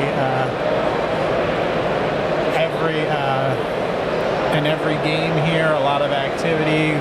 looked a little bit here at the shop here. There is a fudge shop in there, which when I was looking for lunch, I was like, well, hold on. What do I, maybe I know. What's that? Like right in front of the dice tray. Or anywhere in front of it, really, yeah. Are they doing learn to plays of Riftbound, though? I don't believe Riftbound is here. Yeah, I did not see anything about that. Dan and I got into it. Okay. He got some of the starter decks, the promos from Gen Con this year. I am a huge Victor fan, and one of the starter decks was Victor, so I've learned to play Riftbound. We'll probably do it on stream at some point. Yeah. Riftbound is the League of Legends card game. and it is a physical card game. Yes. Okay. Yep. And it does not play at all like, what's the League online Hearthstone kind of game? Isn't it also Rift something? I know what you're talking about, and I can't think of the name, but yes, Legends of Runeterra. Yes. Any upcoming games you're all excited for? Yes. So we've been diving pretty hard into Commander. This isn't a new game, but Lindsay and I recently got into Fallout Factions. I found out, I was told, I was enlightened by Evan Beerus, that you can in fact play an entire group of mud crabs. So I was like, I'm shocked. This is the first I'm hearing of it. I will go home and buy that immediately. And yeah, I am a big Fallout guy. Big fan. I mean, obviously, Fallout New Vegas is, just an incredible for everybody. If you live out here in Vegas, so much just like historical accuracy stuff with like things. So love the whole series. So yeah, I might have to check that out as well.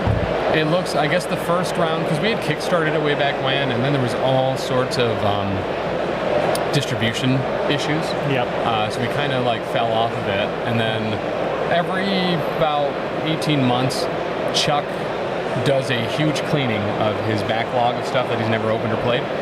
So he dropped off a lot of Star Wars Legion, Fallout Factions, Infinity, and I think those are the big ones. So recent games that I picked up: Star Wars Legion, Fallout Factions, Infinity. I've also been playing a lot of War Machine recently. Really enjoy that. We got the very great opportunity to stream the keynote for Steam Forge Games at Adepticon this past year. And as a thank you, they gave us a bunch of the starter boxes. And Dan and Taylor were big Mark III players. So I decided to get into it as well, and we've been having a very good time with it. Dan and Taylor, I know, are both excited for the Avatar set of Magic. I've been really enjoying the Final Fantasy and the Spider-Man.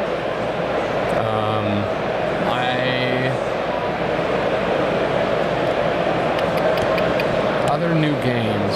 So the actual release of Starfighter 2nd Edition, I'm pretty excited for.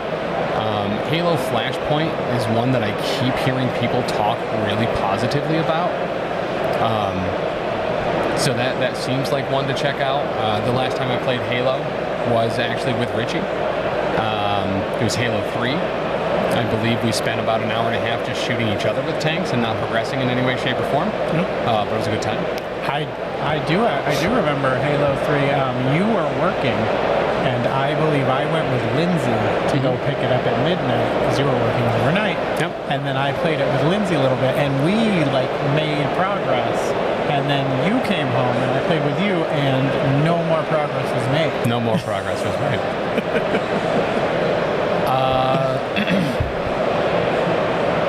Moonstone. So I went to the Adepticon staff party in July, and there was a guy setting up Moonstone. My LGS has a very big display of it. I like the grim fairy tale aesthetic. So I assume that's one I could Tom Sawyer Lindsay into wanting to play and then paint all my models. So we have a bunch of locals that have been playing Conflict 47 as well. Yeah, and Trench Crusade. But yeah, this has probably been the most varied my gameplay has been in quite some time. A lot of different RPGs, a lot of different video games, multiple card games in Star Wars Unlimited, Riftbound, and Magic. And then miniatures as well is probably at a high point for squad-based games. Wow, look at you go. I just play a lot of Pokemon cards. I also play a lot of Pokemon cards. Well, Pokemon TCG Pocket. Yeah. Specifically. We've got the big event coming up here in Las Vegas in the middle of November, so wanna hang out at that. I'll be at PAX Unplugged. Whether I'll be doing game demos or judging for Star Wars Unlimited is yet to be determined. I still have yet to actually pass the test, but you know, I'll get there eventually. Absolutely. Never heard of Moonstone. Might need to check it out. Yeah, it looks really solid. Really convenient bypath for it as well. So the people that I know that are into it speak very highly of it. And so Spider Foes here is 3-0. I remember Charles had come up to me at the beginning of the event here and said he was going to try to get Spider Foes on here early, but it looks like Spider Foes was just like, well, I'll just keep winning. So let's go until we get here. Check these characters. So we have Green Goblin, they did make some choices. Rhino, a really cool looking Rhino, by the way, too. Like Colossus colors, gray, bioorganic skin, and red. That's actually dope as hell. And Namor, Lizard. And Tim, you talked about how you like the way Spider Foes play. What is Spider Foes trying to do here with this list? So they're pretty punchy, but in addition to that, they also have a lot of traps.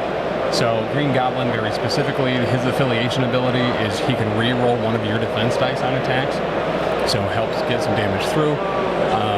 He also has Knight of the Goblin, where if someone ends a movement within range of him next to terrain, he can blow up that terrain on their activation.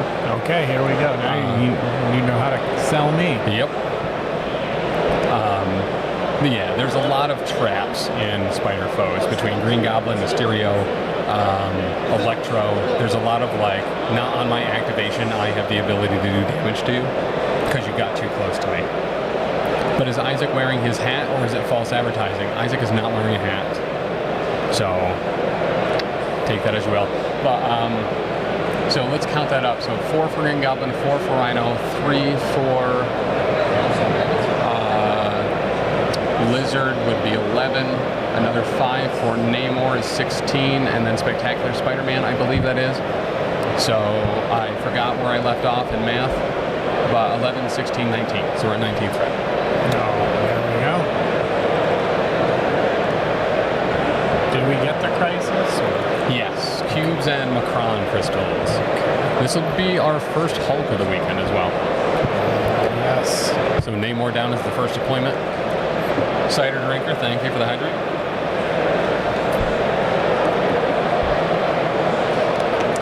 Backwards Hulk is best Hulk, as they say.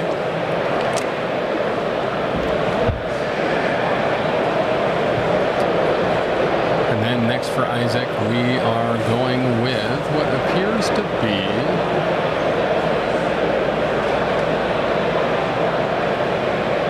he's picked up Rhino and Spectacular Spider-Man. He will decide on Green Goblin.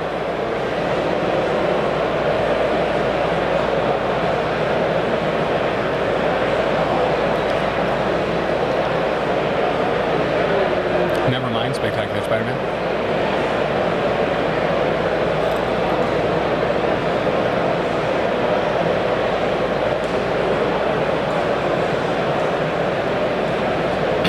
While they're deploying, would you want to go right down their tactics cards?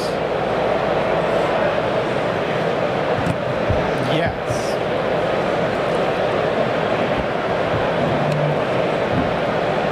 Okay, we are getting that awesome looking Rhino.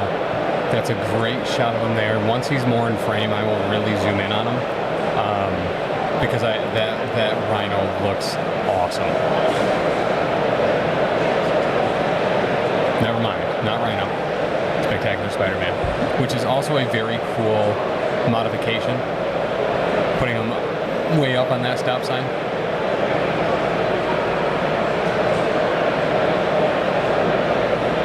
Then we will go back over to Jeremiah England and the Avengers. Looks like we are going to deploy.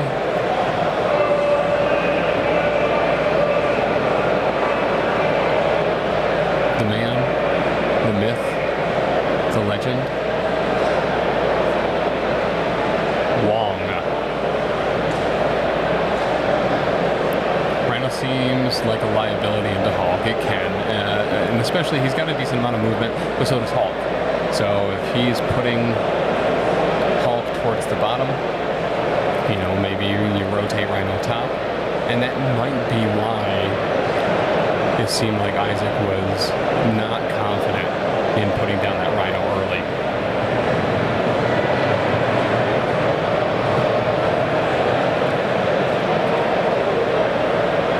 We do have Crimson Dynamo up at the top for the Avengers.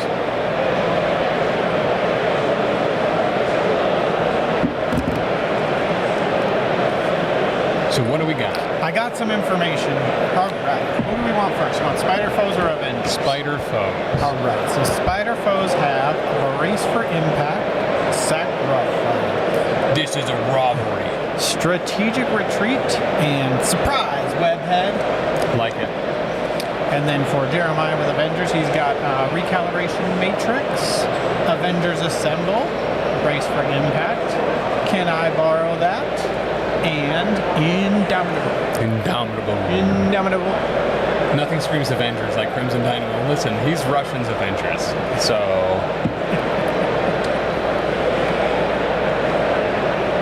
Crimson Dynamo, we used to see that splashed all the time. And, you know, I kind of missed it. And then seeing it as a splash in the last 2 games, I'll be honest, I'm not upset about it. That distortion field is very consistent. And it's also very interesting going into a Green Goblin leadership, where it's going to be re-rolling defense.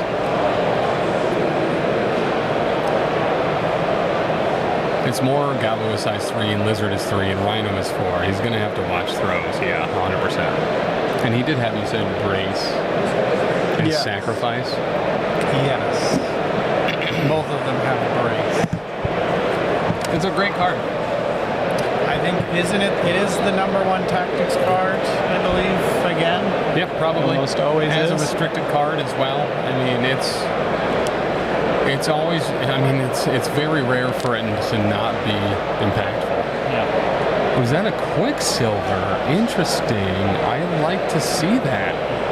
So Crimson Dynamo looks like Cap 1, discount Cap. Coupon Steve, Hulk, and I thought that was, oh, that was Wong.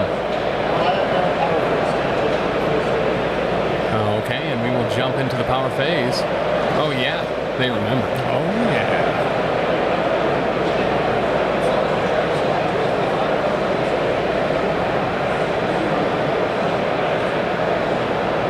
And looks like going right up to get that first cube.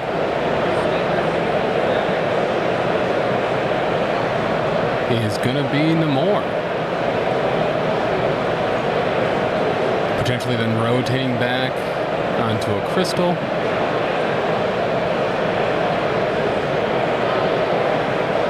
Or, yeah, rotating back to pick up a second cube, maybe?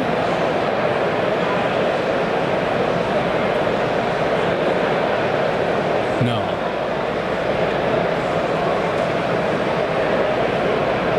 A delivery of Deeses and Mises and Mice for the players.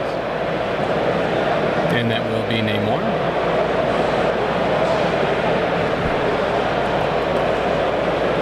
This is one I always forget. Is Imcran one you actually gotta...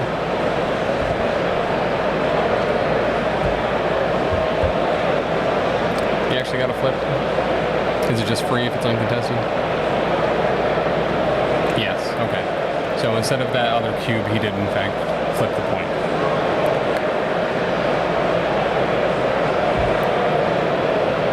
Yep, and that'll give them some extra power for next round. So yeah, really, Namor, it's an expensive piece to be running away and stuff with, but with Namor on the board as well, I mean, Namor activations being a charge and stagger on Hulk, and then using another long move to just get the F out, potentially with a short move trigger on the attack as well. He could put actually a lot of distance in between him and Hulk. Also good into Dynamo. Yes. Yep.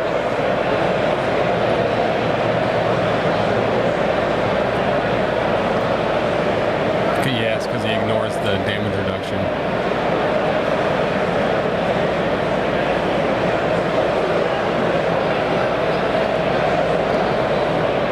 Alright, and we'll get an early activation from Hulk. Short move to pick up the cube.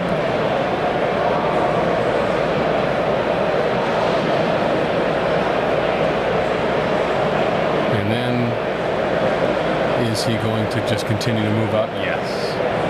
Like, so he certainly could use that second action to move and flip that point, but Wong's not really going to have a whole lot to do on his turn.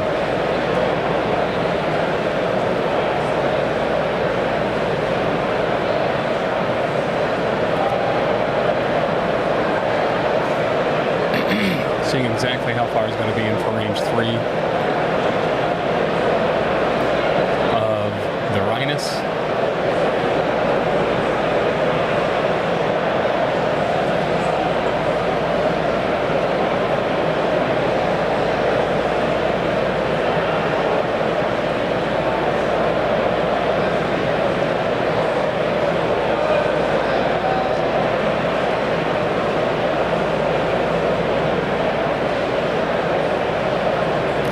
Be the second move from Hulk, moving up to get in the scrum on Avengers Assemble.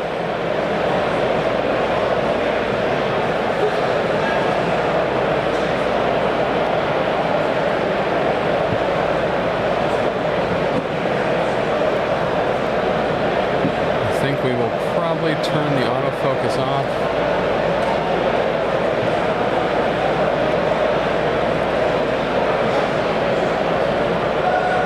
Oh, that immediately went awry. I'll turn that back on. Never mind.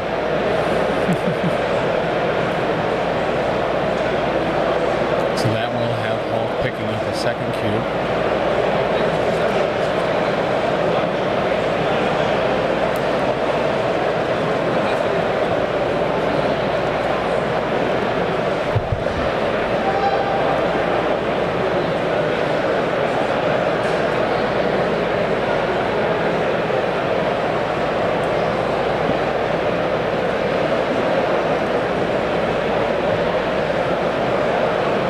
Never sure what to splash into lists. As a result, my lists tend to be either very mono-affiliated or dual-affiliated, and I stay within them. It's nice for the 2v2 Adepticon tournament because of it, though. Actually, very much so. Yes. The Adepticon 2v2 tournament is a highlight for me, too. Watching some of the display boards that people come up with the theme of their team, and actually playing together versus some of the other team formats that have you playing 3 individual games. I really like the actual two-headed giant that is the Adepticon 2v2. Plus, once again, the display boards are awesome. You really get to see people break out some creativity. There was a dude in the year, I think it was our first year at Adepticon. He was running Black Order, had what they called the Infinity Punch, which in his display board was a margarita dispenser that was dispensing a galactic purplish blue margarita. Love to see that type of thing. When snacks are involved in your display board, you're gonna have a good time. Yep, absolutely. Knuckle was part of the 4 that did the 2-team display a couple years ago, if you remember that one. Of course I do, yes. Absolutely. Yeah, we've been at Adepticon every year streaming MCP since they came back from COVID. 2021 was our first year. We have not missed a year. It's a highlight of our year for sure.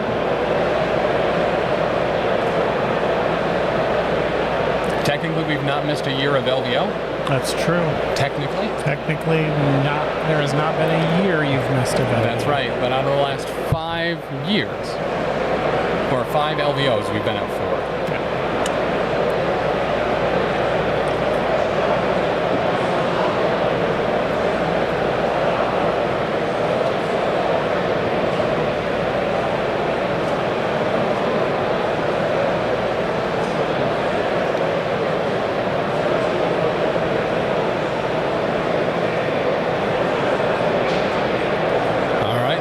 Moving up, but you still haven't got the sports clothes blazers to complete the commentator look. So we did wear sports coats at our 3rd Adepticon, I believe. I can't cover up this very expensive, complicated shirt. Yep. Why is it so expensive? Because of the patterns? Yeah, the patterns are very complicated, idiot. So we are going to get the king of the jungle, a climbing rhino, and I've been waiting for this moment to be able to zoom in. This is why we got the camera. Tim was saying, we need a camera that moves for this jumping rhino. Look at that rhino. I love it. I love it. I love it.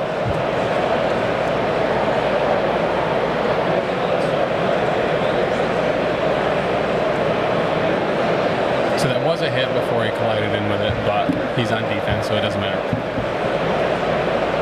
Look at that boy. There he is. We've never been on your stream table. We faff at the bottom of the standings. Well, that doesn't... We don't only stream top tables. We like to see a good mix of affiliations, players, and hobby-ness. Enthusiasts. Yes.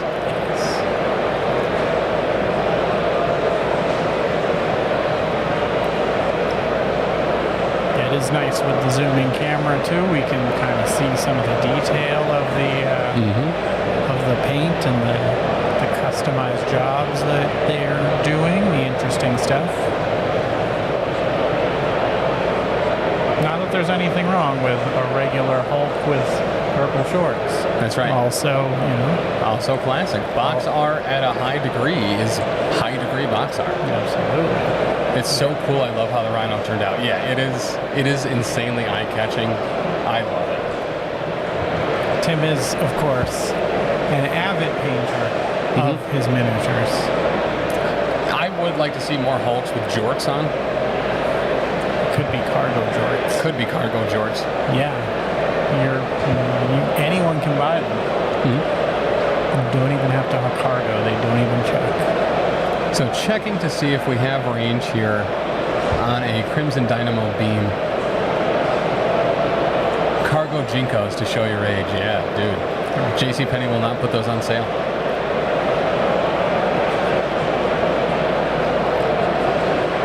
In high school, I was a big trip pant and short person. Needed all them extra belts.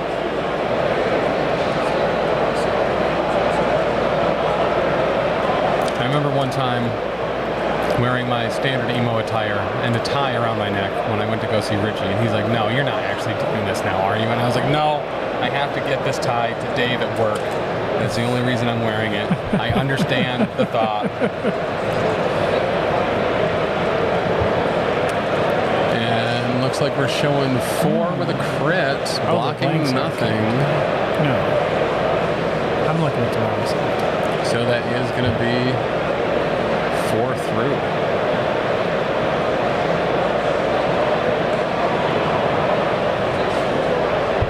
On to the Hulk.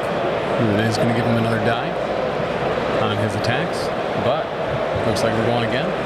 This time without the steroid. Showing 3, blocking 2. 3 minus 2 is 1. 1. Got it. Thank you for letting me work that out. My father, Knuckle, drove me to the city to see a marching band. He said, "Son, when you grow up, your demons will be mostly what you say on stream." He wasn't wrong. You and your father had, that's a very strange conversation that you and your father had. Yep, he told me I was going to be the champion of the broken, the beaten, and the damned. And now I work at Friends of Recovery, dedicated to others. A series of recovery centers helping people with substance use, counseling, peer advocacy, and a safe, sober place to exist.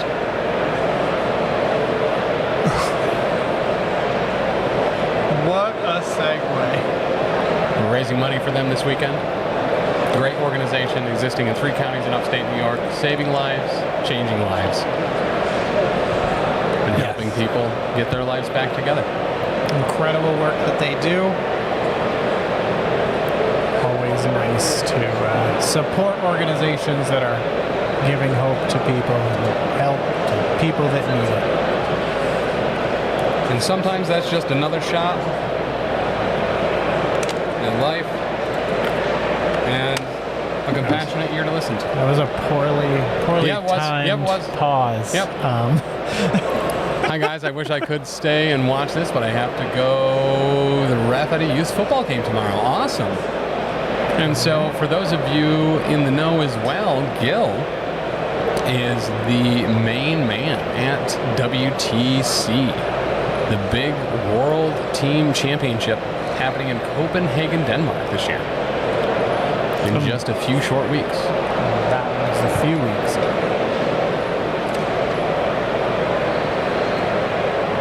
So it looks like Quicksilver also looking to come over here and punch us Green Goblin. I was able to go to the WTC last year, and honestly, it was an absolute blast. So your ticket included your lodging as well as your food. Food was served right there in the convention center, buffet style. The food was always very good as well. And yeah, it was kind of like a very nice community because everyone was kind of like right there. You didn't have to struggle to like figure out how you're going to get a reservation for 13 people and then how you're going to get those 13 people there for dinner after a day of gaming.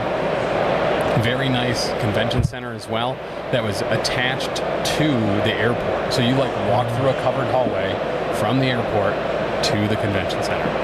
Very cool. I believe usually when I hear about like these events in European cities, there's a lot of them like that where it's just you an all-inclusive. Yep, you land and your convention is right by the airport, so you don't have to go anywhere. It makes it easy for everybody.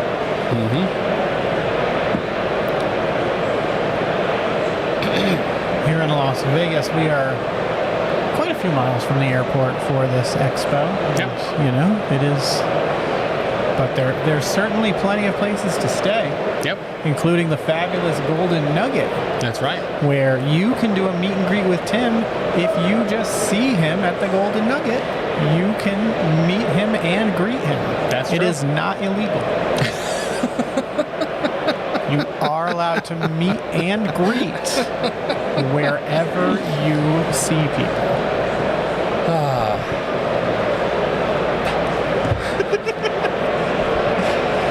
You thought I was gonna like make another meet and greet like just like at a place, which was a good idea. It was a good idea. I was like, nah, let's do this instead. So we have Quicksilver now, looking like he's gonna try to punch at the speed of Quicksilver.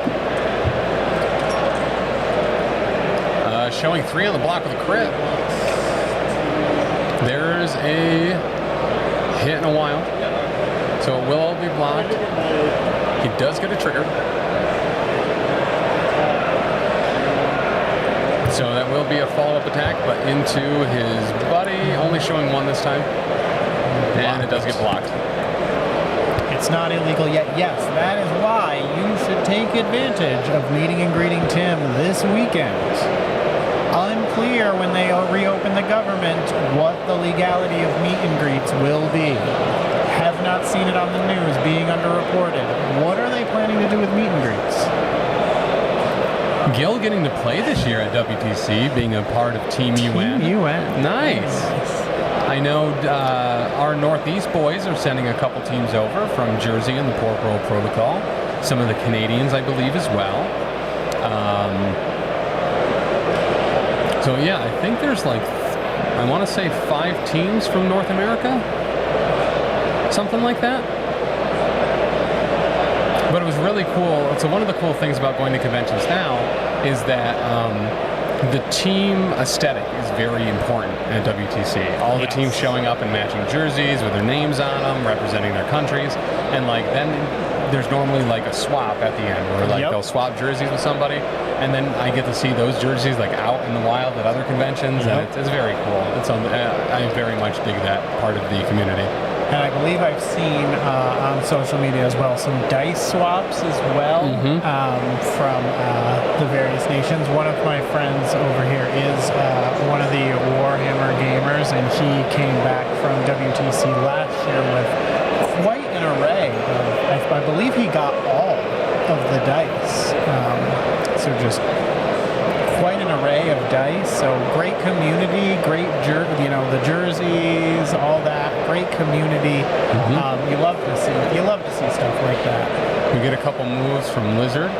So while they don't trade cheeses, what they do is a lot of teams bring a delicacy from their home country, snacks, chips, alcohol, candy, chocolate, all sorts of things like that, and they give it out to all of their opponents that they face. I think opponent gifts are something that's very cool, and WTC actually very much might be the gold standard for it, because the teams coming internationally really show up for it. And of course, your favorite thing to exchange as an American delicacy is VHS copies of Rush Hour 2. Rush Hour 2. And I almost said Star Wars Fellowship of the Rings. Lord of the Rings, Fellowship of the Rings on VHS. Did you have Austin Powers Gold member? Or of was course we did. That's okay. We're not, professionals in our name. I thank you. Okay. Craft singles are an American delicacy. I don't disagree. I don't know the exact definition of delicacy, so I cannot argue with you. I will try to source some VHSs of Jerry Maguire. I think that's a good move. Yeah. Get your VHSs of Jerry Maguire at WTC before the tariffs.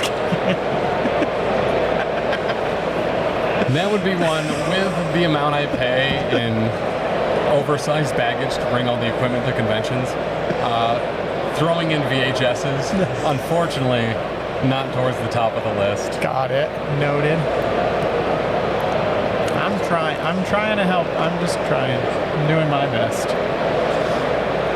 So we do get a double move from Tat and Laserdisc. My opinion is much easier. Very true. Very true. Maybe some Betamaxes? If we could get Betamaxes that we could build into a Beta Ray build pun, I think we're living pretty. I like that. They gave me I got a chip, so now I'm just playing with my poker chip. I can't not do it. I already broke something, so I have to fidget with something that if I break it, it's not yours. Betamax Bill is a good DJ handle. Oh yeah, 100%.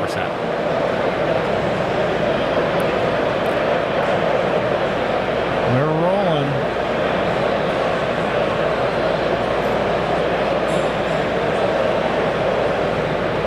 We have some type of... We're on round 2. Yes. It looks like 5 to 4. I believe so, and I think that is Avengers 5. Spider Foes 4. Accidentally gave Isaac another point. I'll take that away. It's all right. He doesn't get it for real. Just for play. Yeah. Any number you put on there is not binding. That's right. He doesn't even know. We could put 6 to 5 up there. He'll never know. He'll never know that we think he has 6 points. I am very excited at some point to potentially have. Don't unpin that. But they figured it out. Yeah, but tomorrow I want someone to read that and start the guessing over again. But I guess we're not doing that. Hell no when he watches it back on YouTube. That's right. Oh, good idea. Go check the multi-stream. See what yeah. what you're ignoring on YouTube. Oh, wow, a lot. Oh, no, that's all Twitch. Oh, that's you all can Twitch see the chat. thing. Yep, you're right. Nothing. Okay. We've missed nothing on YouTube. There. Good to know. Now we know. So that is something, Gil, that confounded me. When the yellow dice came out and we had dice for each color of attack, physical for red, blue for mystic, now yellow for energy, I did not put that together. It wasn't until I was at the Salt City GT that I was like, oh, yep, That makes sense. that makes so much sense. It's pretty smart. And now we have purple dice, so I suppose you could use those for crits. There you go. Yes, exactly, Spidey dude. There's Dracula walking through in the background. What do you call that haircut? I don't know, but it's good. It is a good haircut. Good haircut. It's where the sides are short, the top is left long into a ponytail at the top with a shaven underside as well. It's a good look. Dracula's got a good, solid look. Yep. I'm a fan. All right, so I believe this is We got Rhino two. into Hulk, who is not rolling anything, but he might Puny Three. Banner here because he would be able to re-roll those skulls, but otherwise showing 3. Three. That bright one is a skull. He will spend it for Hulk, not Puny Banner, and get 2 out of it. Okay. And Green Goblin reroll is going to turn that into a blank, so we will have 2 more go through on the Hulkster. Very nice. R.I.P.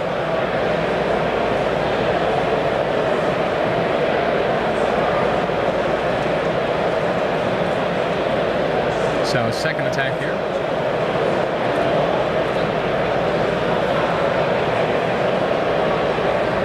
Just thinking about a bodyguard.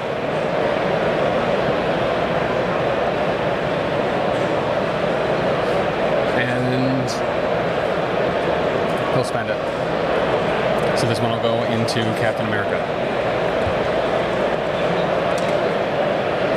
Looked like it wasn't necessarily needed, as no damage will go through. And he has already re-rolled a defense die. By the way, Tim, as we were on break, I did go and check out what is in the stamina potion. Yeah. It is sour apple lemonade. Oh, yes. Yeah. Okay, I'm going to get a stamina potion. Yeah. That sounds phenomenal. Yeah. I saw that. There was a very long line when I went over there, and I was like, oh, okay. So I believe we're looking at throwing that LVO statue. Well, I love that.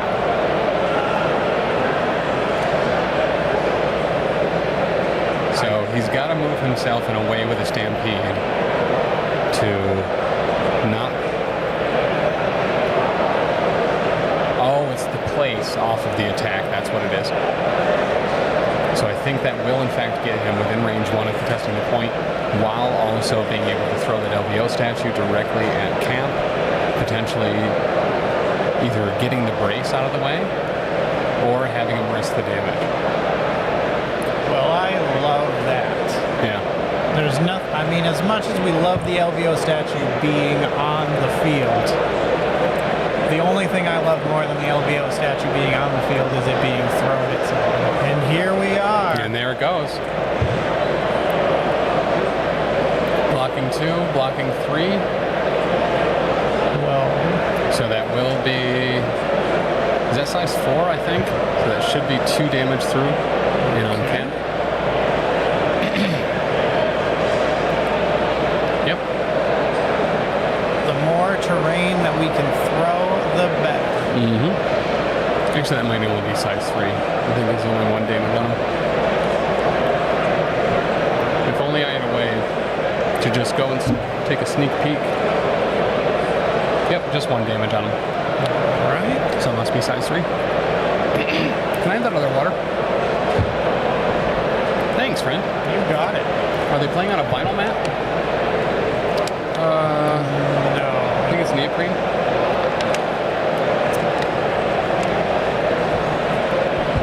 It's definitely not vinyl.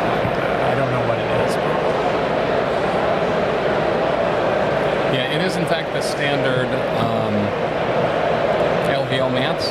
So if you were looking to grab some of those for yourself, you can do so right there through our professional casual frontline gaming link.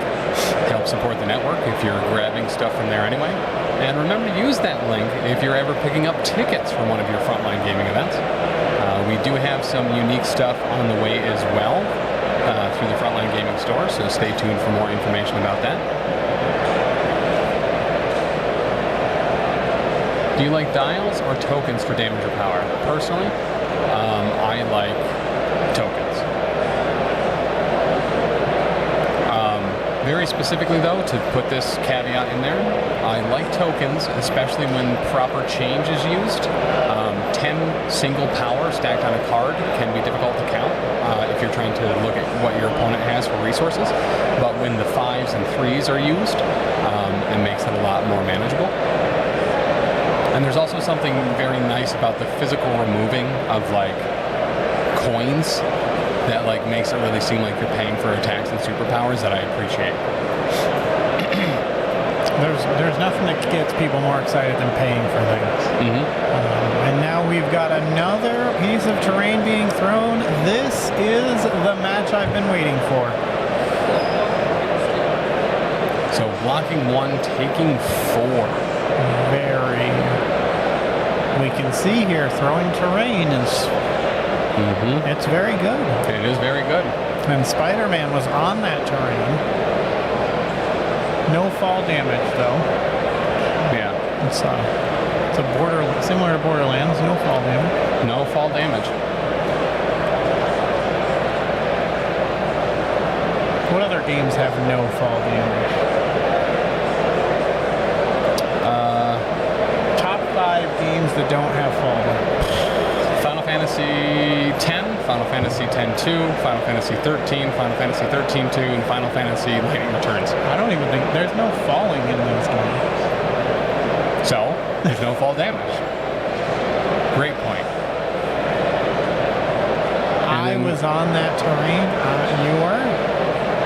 You were on that terrain. You didn't fall though. There was a Spidey dude on top of that terrain. We do then go to Gamma Leap from Hulk.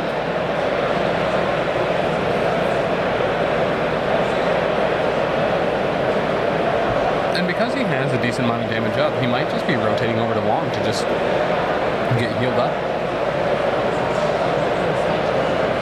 There is nothing like getting lucky on some attacks into Hulk, actually putting that damage on, and then having it all go away. We're rolling.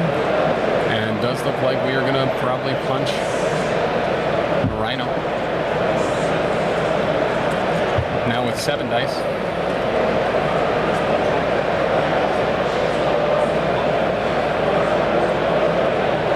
So 2 damage blocking 1. He does have damage reduction, but it is to a minimum of 1, so 1 will go through. But he is ornery, so he will get an additional power about it. And there was a wild on the roll, so he will get the throw.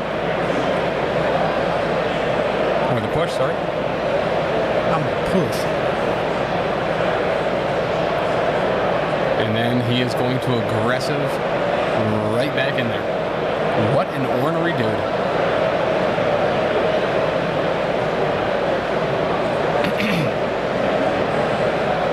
So I've seen that played both ways, where you have a push or a throw that's going to be short, and then they have aggressive. Some will just say, well, I'm just going to move right back there, so don't bother moving it. But this is a game of precision. So making sure that you actually push them and that they actually move back, because human error is a major character in this game. Absolutely. So then Hulk will move to be within range 3 of Wong. long for the heels. And now when you're pushed and you go back, do you have to go back to the same spot? Can you go in? Can you go short? So it all depends on how the rule is written, because there's a lot of different types of pushes. The aggressive that Rhino has, after he takes damage from an attack, he can move short towards the enemy that attacked him. The push or throw from Hulk is generally away. But then there are also effects like Doctor Strange's bolts of Balthalac, which is a universal push. Does not need to be towards or away.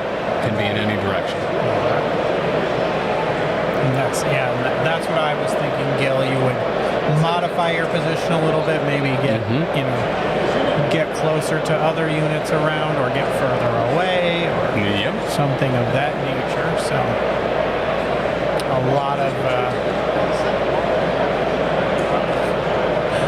I too wish I got extra power for being ornery. His throws are omnidirectional, and the push is away.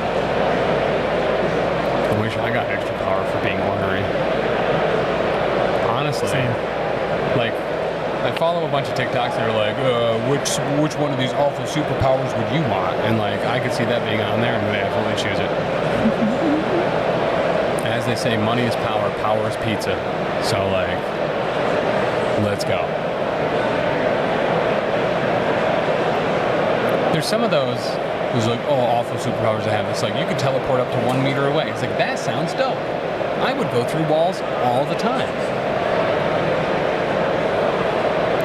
And you could, like, talking about games with fall damage in it, you could use you could blink as you're like falling off a building to make sure you don't take fall damage. Blink is why I always go mage and WoW, because blink is OP unless there's like a pebble in the way. That's right. And then all bets are off. So it looks like we got some gobble bombs.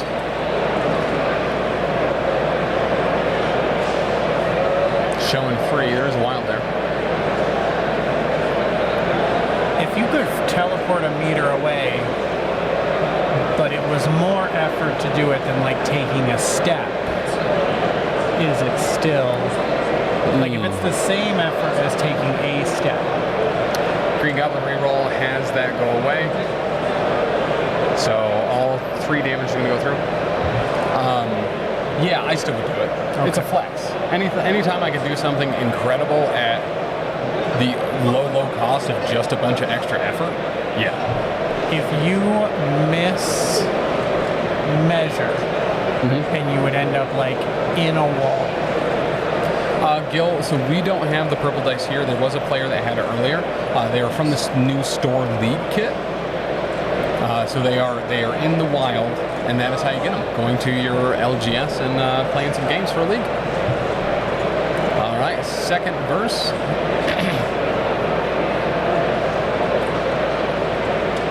Showing pretty good there. Maybe just 3. Blocking 1.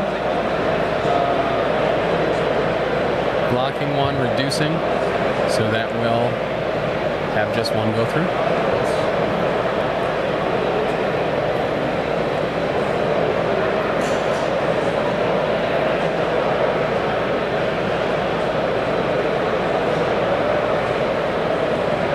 Need some purple dice, more yellow dice. I am like pretty good. Where'd the winner package at QQ? PCN, where'd the winner package at QQ? I think he's talking to you. Yeah. Sorry, they do. Don't know. I mean, they're talking. Does clicking the link alone give you guys kickbacks on Frontline Gaming, or is there a code to type in? It is just the link. Just the link, no additional code to use. Click that link, buy one of everything, and you support the show. Yeah.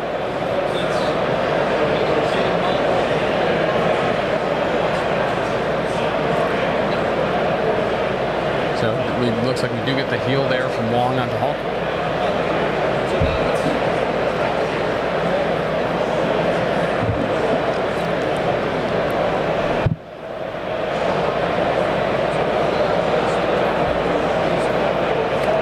Save that link as a bookmark so that the next time you go, you don't have to wait for us to stream to do it. You can always come to the Twitch channel and type in !FLG if you want. Oh, that's a shame, Knuckle.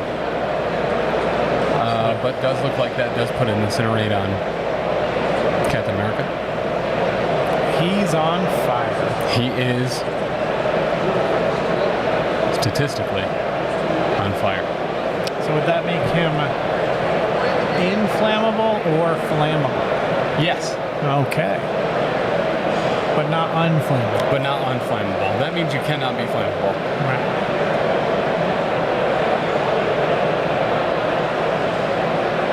So if you're inflammable, you are able to be Inflamed. Okay. But if you're indecisive, you're able to make decisions also, right? No. Interesting. Yeah. English. Not always the best. Where did you say WTC was again? Copenhagen, Denmark. Denmark. So that would be Danish? It would be Danish. Okay. Is that a better language? I think so. Can you learn it and find out for us and report back? So, as an individual, my family history does have a lot of Danish and Dutch in it. From the name France, right? We get that.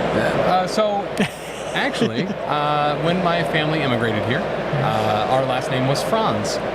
And it was changed at Ellis Island to France. But, yeah, it was Franz. Interesting.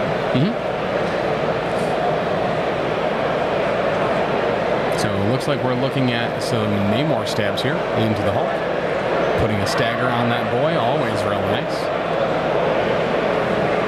Isn't it interesting how many last names are just different because that's how they were we're spelling it this way. Yep. And then they were like, well, it's spelled like this. And they're like, nah, it's France now. I've heard of France. I haven't heard of Franz. So it looks like we're showing pretty good there. Is that 5? With the wild trigger, charismatic reroll. No blocks on the defense. That's huge. That's going to be a stagger. That is going to be another move. That is going to be a lot. Jeremiah kind of just looked at it for a few seconds there, kind of just processed it. Looks like he used a tactics card.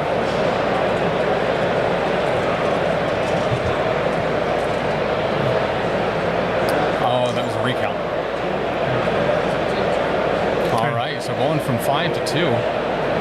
Great use of recount. And that 2 and 2 block. Oh no. You already did the math. I got you. But yeah, so my uncle, who lives around the corner from me, always has the Danish flag out, and they visit Denmark once a year. That's interesting. My uncle always has a box of Danishes out. Nice. At his house. So it's not related to his family history or anything. He just, Danishes are delicious. Danishes are delicious. Not the people, the pastry. There was a phenomenal sandwich Gil got me when I was there as well.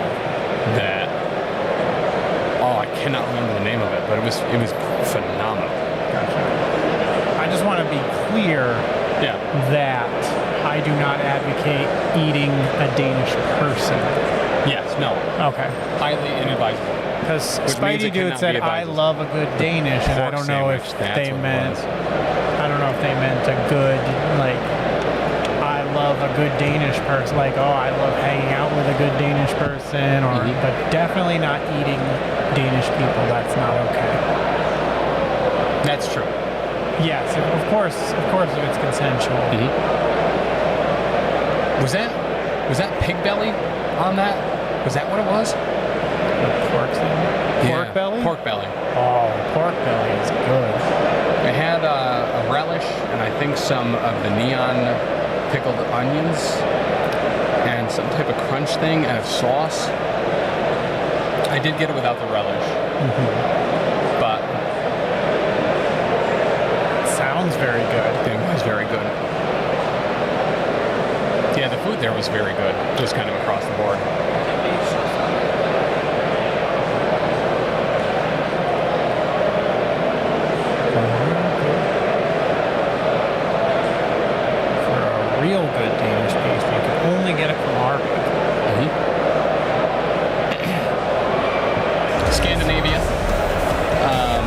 creators of one of my favorite products, Zin. Originates there. Sunday Taco, great name. Just coming into the game, can you remind me who has what character? Absolutely. So, Isaac, running Spider Foes, has Spectacular Spider-Man, Green Goblin, Rhino, Lizard. Oh, hold on. Getting attacked. Solid block. Yeah, blocking 4. Isaac Doing 5, though. Isaac does not have a hat. Isaac does not have a hat. Lizard. And then over for the Avengers, we have Wong, Quicksilver, Crimson Dynamo, Hulk, and Spider Foes also has Namor.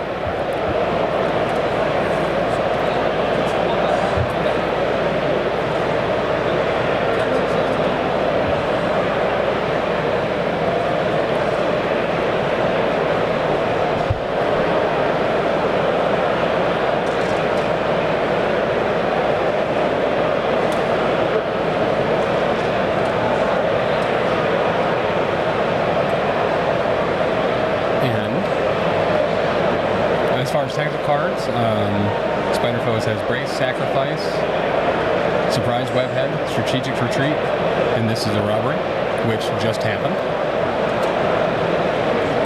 Which is why he got thrown medium.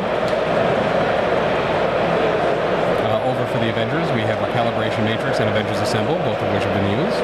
Brace for Impact, can I borrow that? And Indomitable.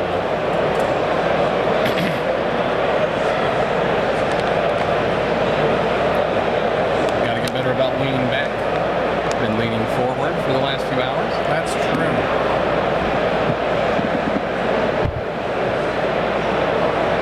Nice. No one heard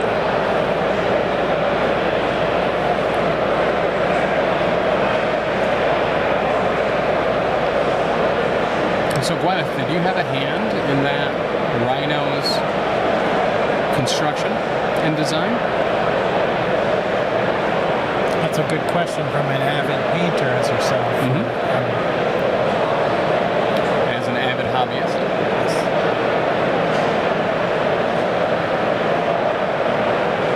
Let's talk more about delicious food in Denmark because yes, we were. Well, I don't know anything about delicious food in Denmark. Our passports lapsed from COVID, and we have been meaning to go and. I actually got my passport redone for WTC. I had one as a youngin', but it had not been renewed since I was like 16.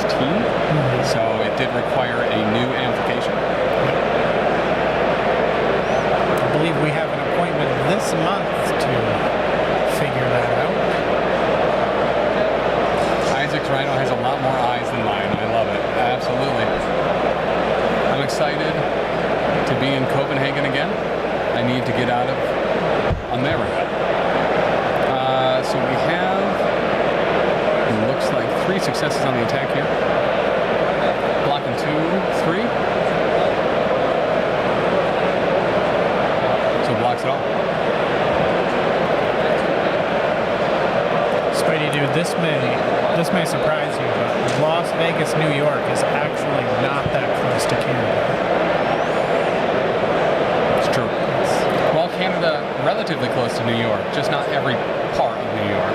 Like Las Vegas, New York, Massachusetts, New York. It is actually somewhat close to Massachusetts, New York. Where was X-Paxis in New York? I forget the city. Alabama. Yeah, he told us the city, didn't he? Was in Denmark and Sweden in July. Summer in Scandinavia is amazing. Copenhagen is an awesome place to visit, although pricey. Okay. So is Mexico, but it's still super duper close to the U.S. And I want to escape it as well for a while. Listen, a change of scene, change of pace. As they say, move a muscle, change a thought. Looks like we've got a judge here. We're trying to...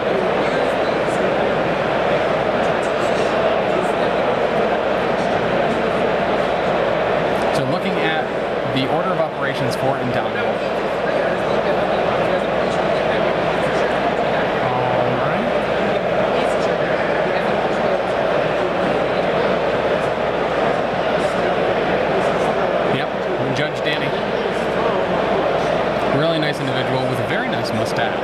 Yes. Mustache.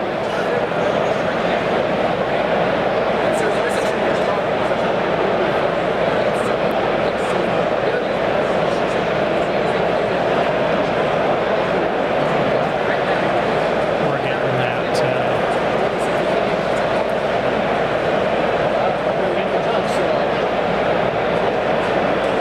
All right. Looks That like is the we're same. good to go. Good to go. All right. So inbound doesn't happen. So he will be pushed.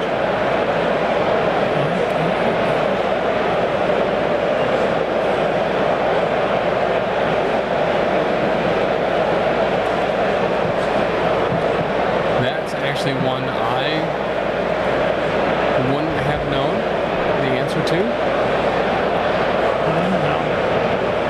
When an allied character would be thrown or pushed by an enemy effect, it may spend 2. The allied character is not pushed or thrown. I don't know what could have prevented that. I don't know.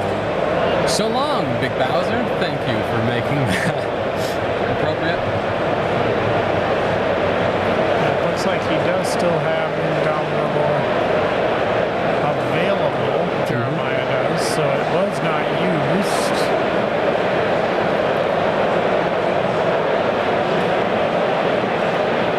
And it was Hulk doing the pushing? No, it couldn't have been because it was Captain America. What sort of the casters are you? We're one without someone by the table this time. Taylor does a very phenomenal job as our eyes in the sky. He is not here this weekend, so we do miss some calls as it's very loud in here. And Danny did And we come also over. don't want to interrupt on a regular basis. Be like, what was that? Who was attacking who? And Danny did come over here, so we probably could have asked him Yeah. what that ruling was. But Danny's got more important things to do with this tournament than tell us what's going on. That's true. No, he absolutely would have told us had we had the wherewithal to ask. Yeah.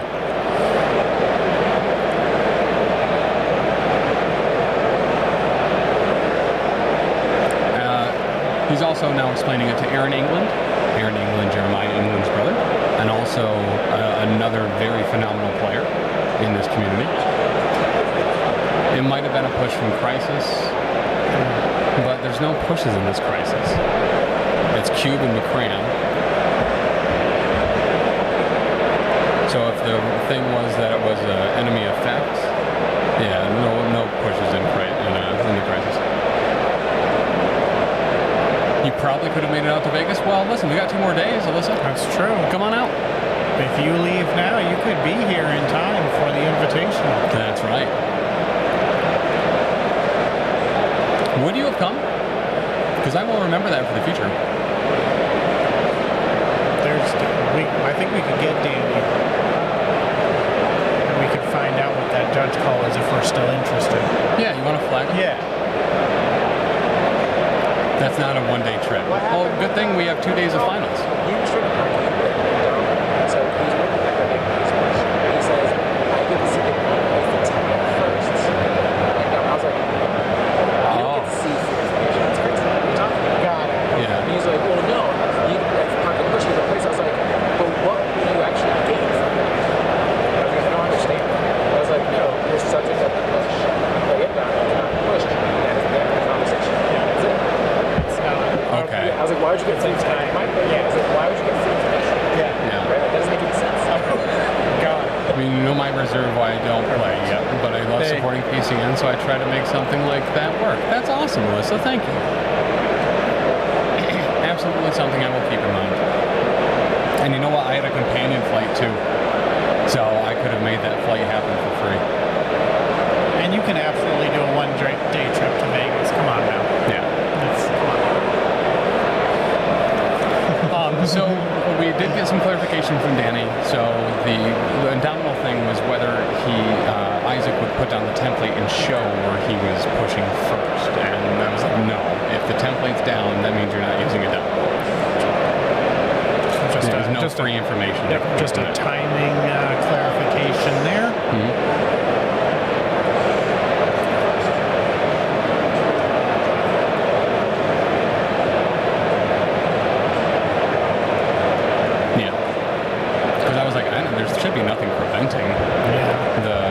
and down move being used there.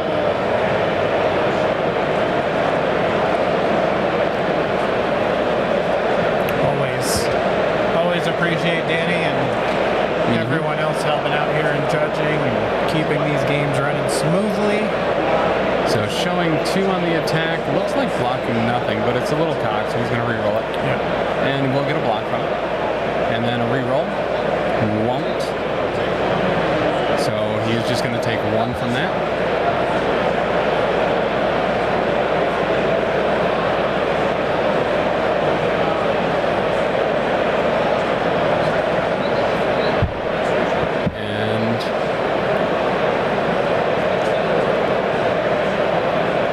Like we're going to move over to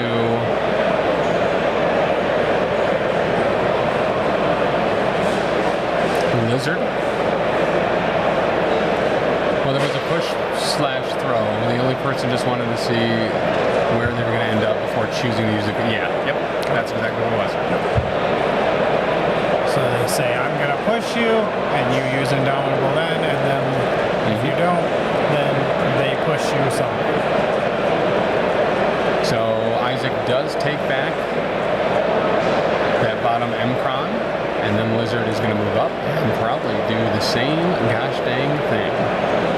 And does, as it was uncontested. So that is going to have all 4 of the MKM crystals with the Spider Foes this round.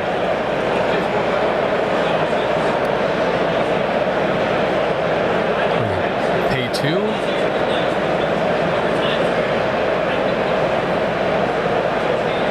This might be surprise web app.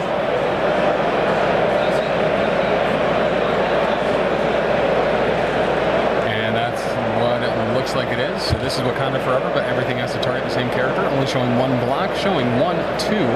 Nope, just 1. It's 1 and 3 skulls. Yeah, dang shame. And that's because Namor was shocked. So with those skulls there, not being able to use the charismatic leader to re-roll.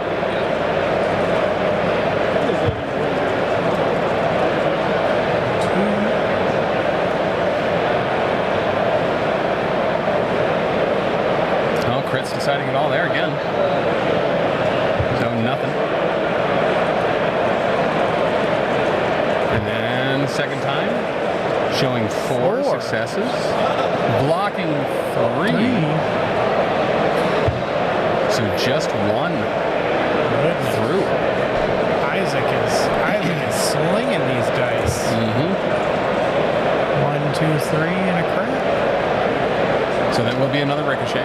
The crit explodes, showing 4 on the shield throw. He's going to take 2 after the damage reduction onto Rhino. Right. And there was another ricochet there. Oh, and that does drop him. Realistic knocking does not work in a convention. The doors are open. We are next to a wall, though. We are so next to a wall. So it very well could throw me off. On one of them, on the map, it says that there is a restroom right behind us. And just, if you're here at LVO, we just want to let you know there is not a restroom behind us. Please stop doing that behind us, behind our screen. It is gross. And then some of you do not have championship level hydration. I know that.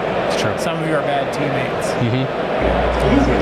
So that final ricochet doesn't do any damage. However, I'm sorry, that was all Quicksilver attacks. Captain America is in the middle of nowhere. But on the roll to flip the M-Cron, it does work. So that will have the top left MKM crystal with the Avengers.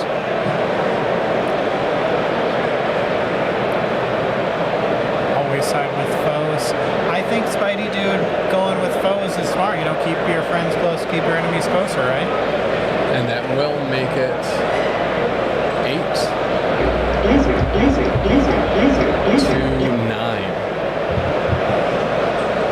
Nope, 8 to 10. 8 to 10. So Avengers extending the lead by another point here, but a close one. And there are some pretty out of position Russian characters. Yeah, we are seeing a pretty spread out field here. There's been a lot of really bunched up stuff here, and now a lot of pushing, a lot of getting this terrain out of the way. And so Hulk is certainly pretty beat up. He has Namor right there, who is shocked as well.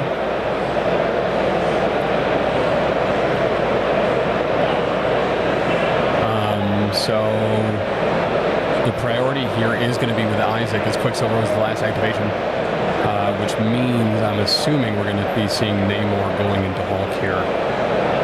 Granted, the stagger's already on there, so we might see Rhino, and does look like that's what he was measuring for. That was a medium. Jeremiah has Hulk. Avengers. How much damage on the Hulk is taken? There is a lot. I'll pan over there. It is with tokens, so it might be a little hard to count up. But he's also been healed up a bit, so it looks like, I think that's a 5, maybe 6 damage on him. Oh, but there's some more in the bottom as well. So he's definitely got probably 3, 6, 8, I believe. I think there's 2 3s under that one, right above the cube, and he's also been taking cube damage. It's weird to me that the tournament has no Hellfire Club. I say that because there is a Sentinels player. Not only did we get to have the absolute pleasure of having that Sentinels player on for round 1, so you can go back and check that if you want, but they also took their first game. So that made me quite overjoyed. And how has Sentinels been doing since then? That's a great question. Let's check this. We're definitely going to get those knocked off of Hulk here. Hulk is blocking 2. Looks like we have 1, 2, 3, 4, 5, 6, 7 going through on Hulk here. Modifying your opponent's dice is the last thing you do, so we will Hulk that Puny Banner first. He does pick up an additional block. And he'll re-roll that block, so we will block 2 out of the 7. Takes 5.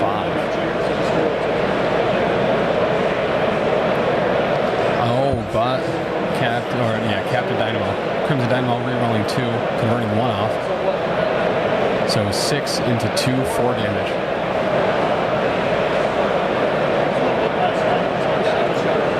And damage went through, so there is that stagger if it wasn't there before.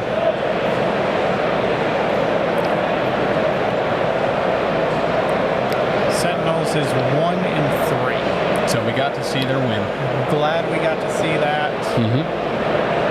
Probably streaming, all the secret Sentinels tech they had. Yep. And we got to interview them after too and talk about it a little. Everybody saw it and probably countered it. I think it's our fault that Sentinels are 1 and 3. Yeah. Looks like Hulk is down.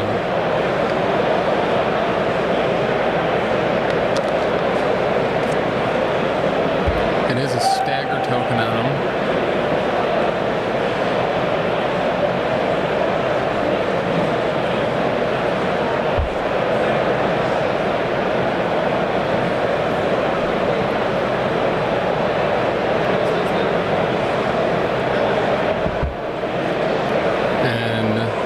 Namor's going to pick up both of those cubes. Yeah, I believe it was Turtles. John the Spender. Because it looks like he's going to run away with those victory points.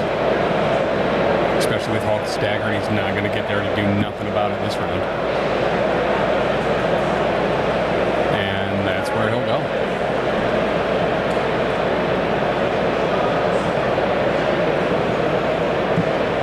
So,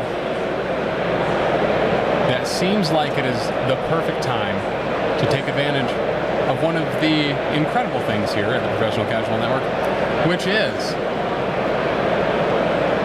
the John Madden screen. So Namor is down there. Way down off screen. Beautiful. Somehow further away than Captain America. Tim, move your head just a bit. Like this, I think. She works. If only the camera moved. So it's in the very bottom corner. So yeah, I can move over there. You can see Namor. There he is. I guess I could keep him in shot and also show the rest of everything else. But I just really wanted to use the annotate and draw. Oh, and now it looks like Namor's going to be going up the sideline here. Good thing we moved this camera. That's right. Because we've got some sideline action. So it looks like Captain America looking at trying to throw some shield. Not going to be able to reach it. Too far. And they have used Avengers Assemble. Yes.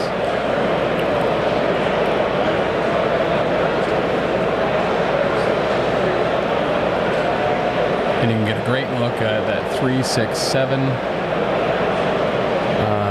10, 11, 12 damage on Hulk, looks like. That tool's seen better days.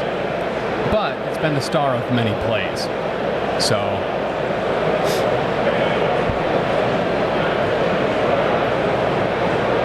you just never really know when the bottom's going to drop out. Yeah, it looks bent because of the angle of the camera to be able to go and see Namor.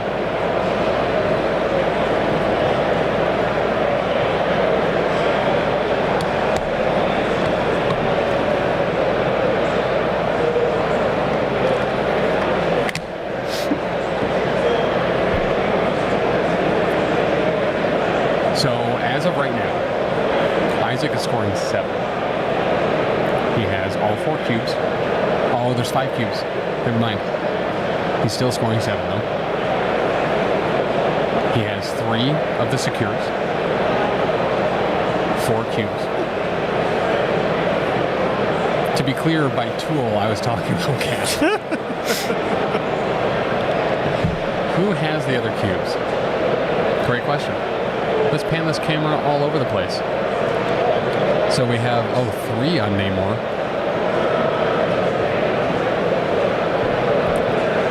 I don't see any others. Oh, nope, there's 2 on Lizard. 1 on Lizard? 1 on Lizard.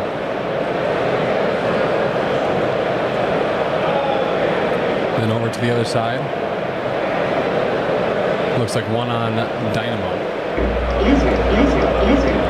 So 3 on Namor, 1 on Lizard, 1 on Dynamo.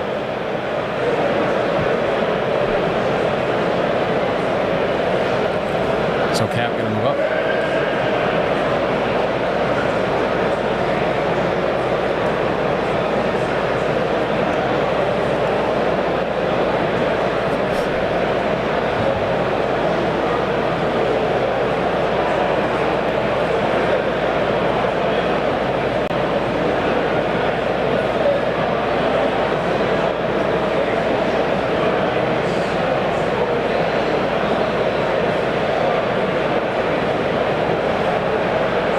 This is round 3.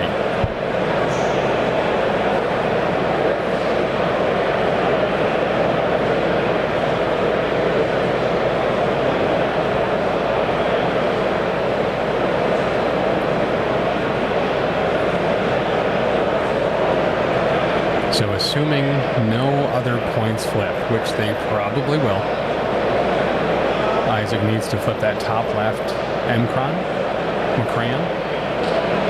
And then he can have this. However, Jeremiah is holding 1 of the cubes. That brings him to 11.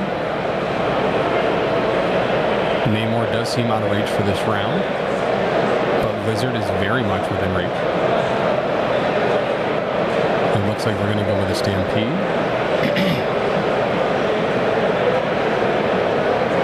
Could be trying to take down a Hulk here, because the tournament starts at 9:30 Vegas time tomorrow.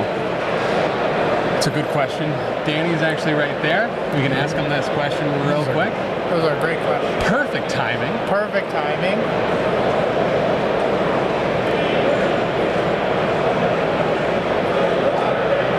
tomorrow also start at 9:30, do you know? We believe so. We believe so. So that means players have a little extra time to catch one of the shuttles over here in the morning, which runs every half an hour.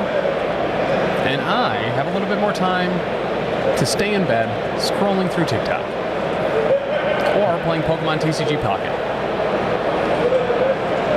Very nice. And sending me trade offers for cards I don't want. And they're on your wish list. Don't put them there if you don't want them from me. There you go. Or playing some early morning crap. I mean, I did give you the foolproof crap strategy. you did. Just roll what you need. Yep.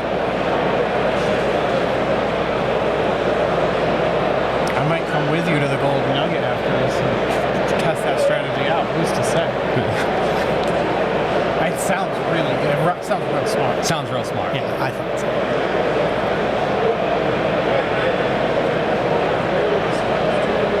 I love craps. I was a casino dealer for like 9 years. Hell yeah, dude. Nice. So the last time I was here for LVO, Richie taught me how to play craps, and I realized what a great game. Craps. Everyone's working together. Yeah. People are helping me. Pretty nice. I do love blackjack, but I regularly piss other people off because I don't know what I'm doing. Yeah. And then they get mad when I get the card that they should have had because I made a mistake and took it away from them. My bad. In craps, you know, people will get mad at you for, again, not rolling what you're supposed to roll. So if you just focus and roll correctly, That's right. everyone's happy. A bunch of hits and blocks here, showing 4 on the blocks. 1, 2, 3, 4, 5 on the hits. Will he use this as a time to Green Goblin? Nope. Oh, the blanks were counting too. I think, no, I don't think Cap's on this flip. But that was going to be the big one. So let's go ahead and do it with just 5 this time, and we'll show a great block. And blocks it all. Unless this is the time he uses the reroll, which he should if he wants to see any damage go through.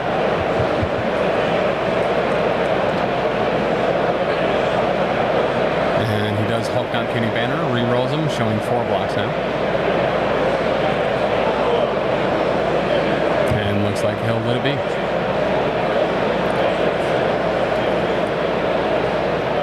He does get some places here.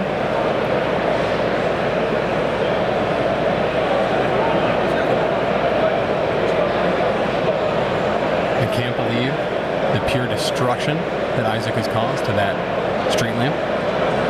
Unapologetic in picking it up as well. I have a buddy that was dealing craps.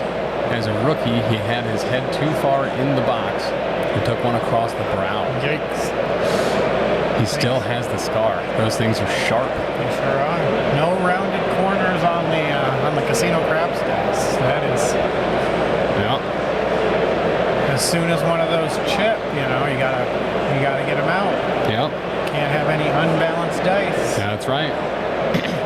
People like me who know how to roll what you want.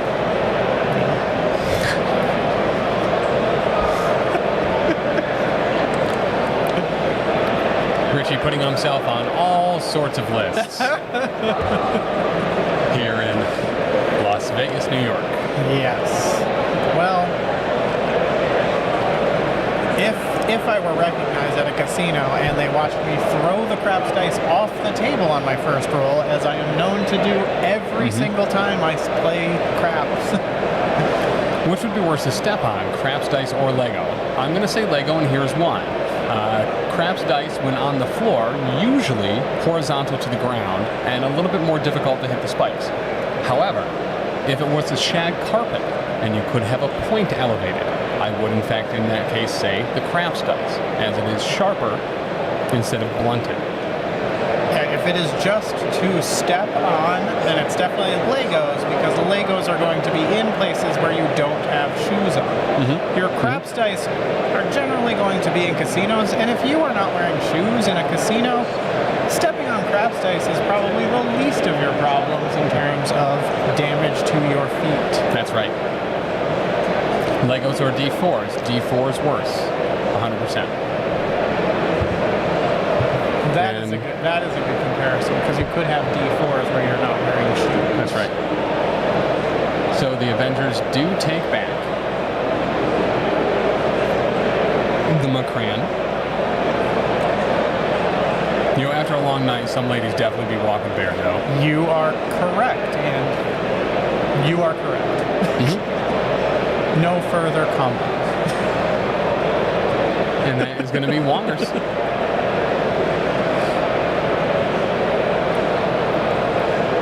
My wife is a proponent on the vending machine flats. Yes. She bought one of those and she has kept it at our house.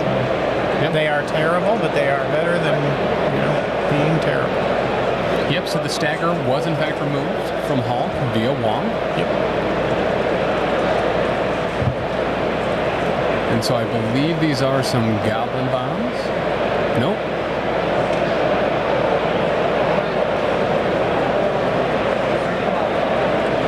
Showing 2 being able to reduce, only blocking 1, so 1 will go through. Even if he were to use Oscorp Tech here to get rid of that crit, it's still a reduction of 1 down to a minimum of 1, so it would still only be 1 damage.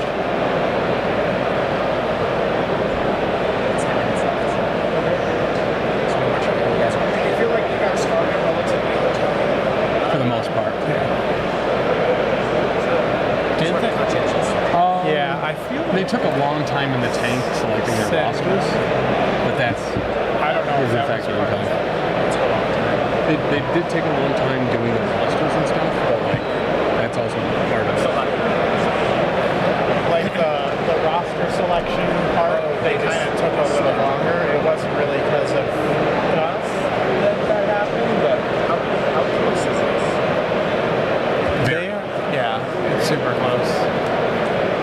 Either one could win this round. But if neither of them win this round, it's hard.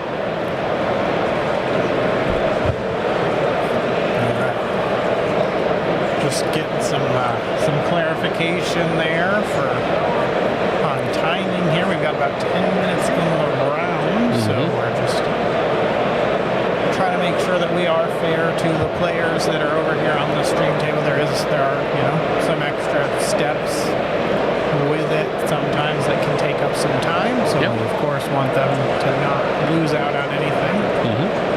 And it's very mindful. So Omnis and Danny are very experienced TOs. So knowing that the stream could in fact add some time to the startup, especially when things are coming to time, is a very important question. You want to know an easy way to take down Hulk? Yes. We had a dice go over the tray. So it looks like 1 going through on Hulk. 2.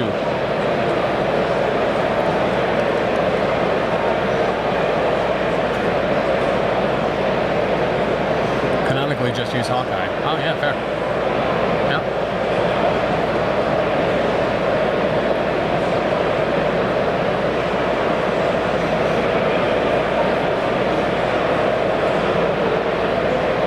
Spider-Man really trying to find out if throwing Wong into Hulk could potentially do it. He might just be too far out. It looks insanely close.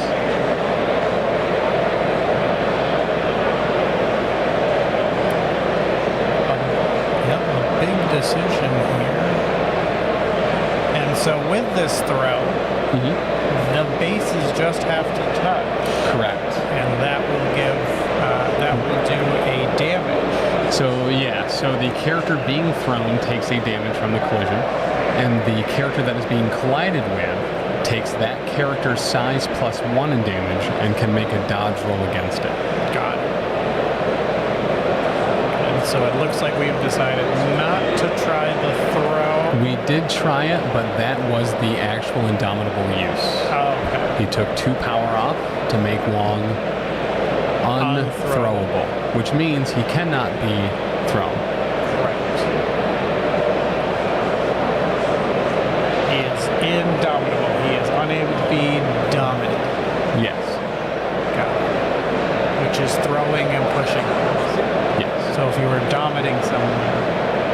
you're pushing or throwing. That's a free English lesson courtesy of PCN. And now that that card is gone, everyone is able to be dominable. They have all become dominable. And now if you announce that you are doing a throw and they play Indomitable, that still uses up an action. So throws don't take an action, but it will still use the power that was spent on paying for that superpower. I apologize, yes. It is all the costs of throwing or pushing are still paid. Indomitable wall.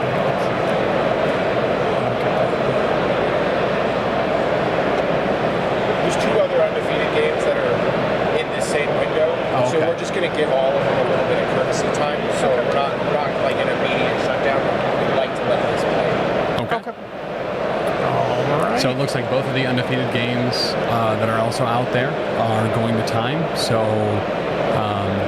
they are just going to give them the grace to kind of finish the game. Excellent. It is the final round of the day too. So absolutely, we'd love to see games play out here. It is still, by Vegas standards, the night has not even begun. So plenty of time. That is a good question, Sweet Tea. It looked like the power was in the hand. So I might have said it came from Hulk, but it might have already been from Wong. I don't know. If Taylor was here, he would know. He could have told us what happened, but Wong did not have. Okay, gotcha. Power came from Hulk. And Hulk was full of power. Rhino only throws terrain, right? On his flip. We're doing some research. Yeah, interactive terrain feature. So yeah, we could. Can Spidey? I highly doubt Spidey can throw 4.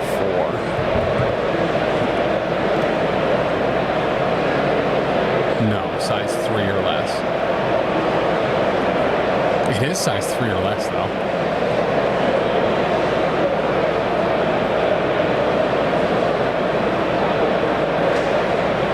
Yeah.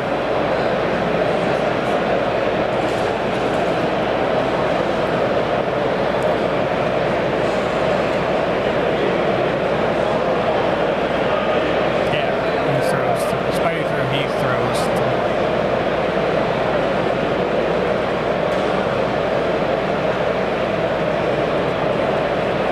So Hulk getting down to Namor.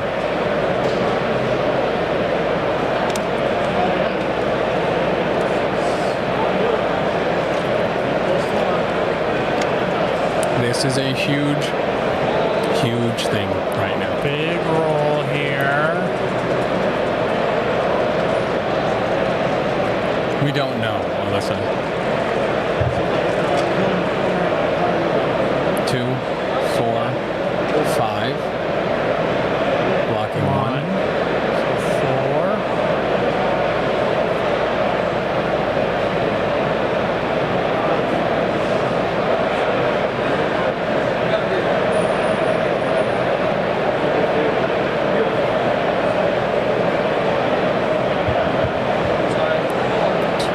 So it does block 2. So 3 total is what we're looking at here. So it looks like he is in fact still up. Yeah.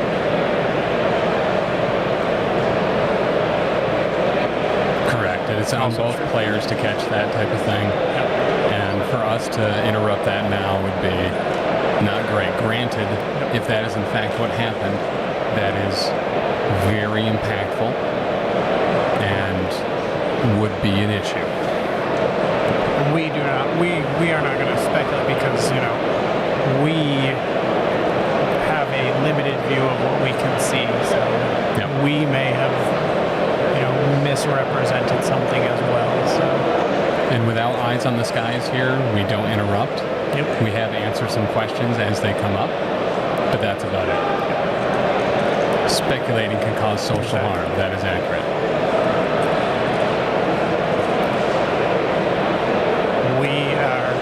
We're doing our best to say what we can see here.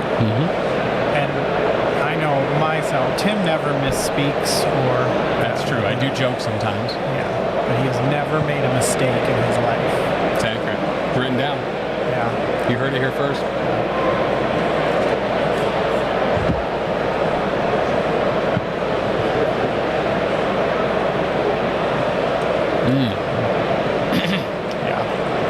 And also, he may have not decided to throw either. Right. He may have found that it didn't get there and actually didn't use it.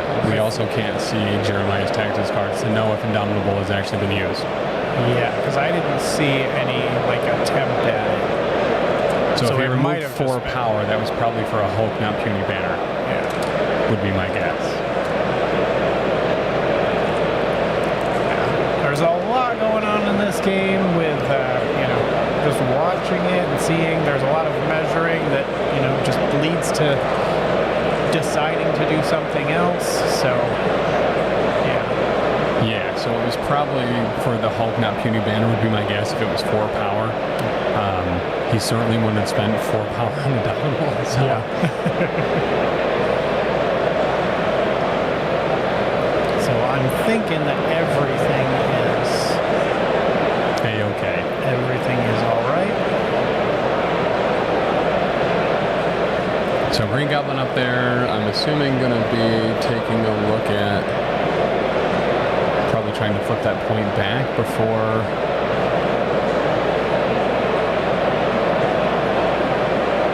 Paul, not David Banner.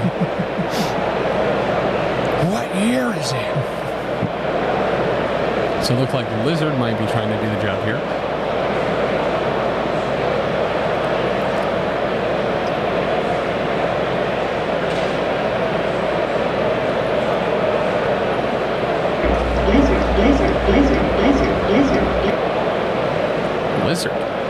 Lizard.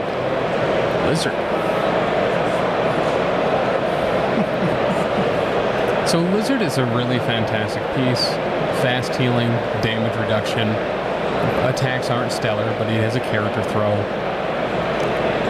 It's these kind of late game moments where I always feel like I have with Lizard, where I'm like, he doesn't have damage, and a throw move isn't going to do what I need him to here, and then he feels very lackluster to me. But I know that is in fact not the case. He's one of the best 3 threats in the game.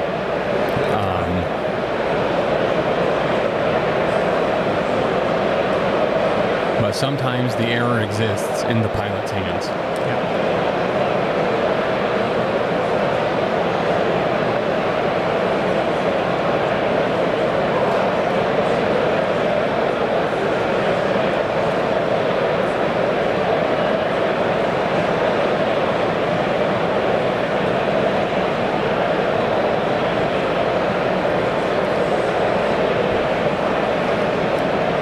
So he moved up and moved back. Interesting.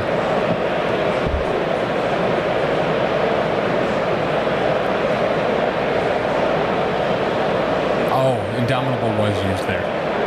That card is now flipped over. So to bring everything full circle, Indomitable was not used earlier. The card is now flipped over. Lizard moved up, tried to throw. Indomitable moved back. There we go. The mystery has been solved. Our Twitch detectives can now rest easy. Yep. Thank you for the engagement on it. Now we understand what happened in the game. Looks like it was very close when we were watching the measuring. So I think it definitely did make sense that it was just, we don't want to move that unit over there and then realize we can't throw at all. Got some homing rockets here. Showing 4 on that. 2 blocks. And that is going to bring Namor down. But yeah, good night, Gil. Have a restful rest, and we'll see you tomorrow. So that is going to put them out of range of being picked up this round. But the important thing is Isaac won't be scoring them. So that is certainly a huge boon for Jeremiah, who was a bullfrog and was a good friend of mine.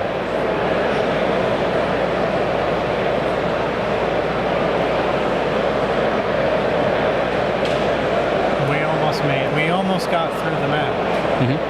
We were so close.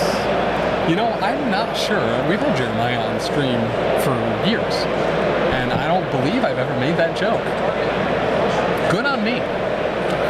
I'm proud of you. Resilience. I suppose. I mean, I would be more proud of you if you hadn't given up. All great things must come to an end. Me not making that joke was one of them. It's time. America's healed enough to know.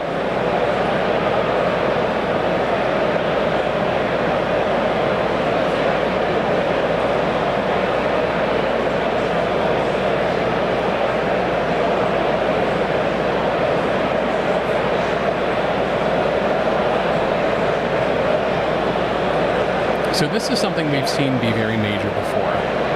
When hammers or cubes are dropped, making sure they're a little spread out so that the opponent just can't come in and pick them all up in one move is very important.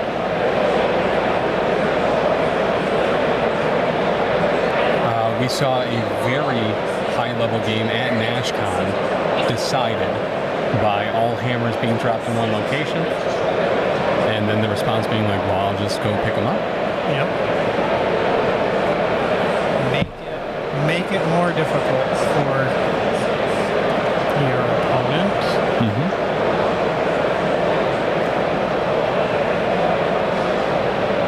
So Dynamo going to be able to go and get his second cube.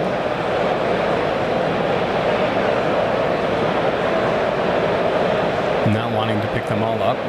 Crimson Dynamo has 6 health and 3 damage on him. So certainly doesn't want to start out the following round by dazing and dropping them all on the floor. And that will bring him to capacity as far as what he can hold without doing that going into the next round. It does look like the token is slightly off the table, but it is not. The mat goes all the way up to... It doesn't. There is a gap in between the tray and the mat, but like from this vantage point, it's directly ahead of me. Tim is looking straight on at it, and it is at the line for sure. Is that yellow one hanging off a little bit? That one's the one right but that's a behind me. shock token. Oh, okay. That's just a status effect. That's just a status, so that's Yeah, that's true. Yep. But we wanted to confirm. Oh, come on. Showing 3, blocking 2 with 2 crits. Odds of converting are good. 100% now. 100%.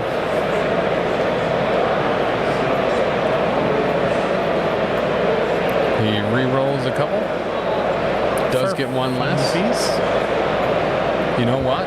That's what I appreciate about you. Is that what you appreciate about me?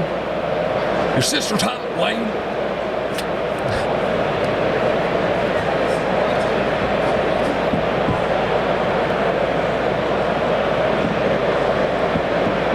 And Goblin might be able to light up Crimson Dynamo.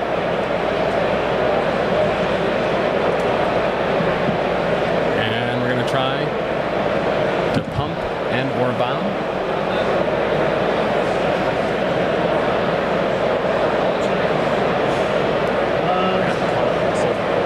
They're still on the same round. All right, so he does get the point.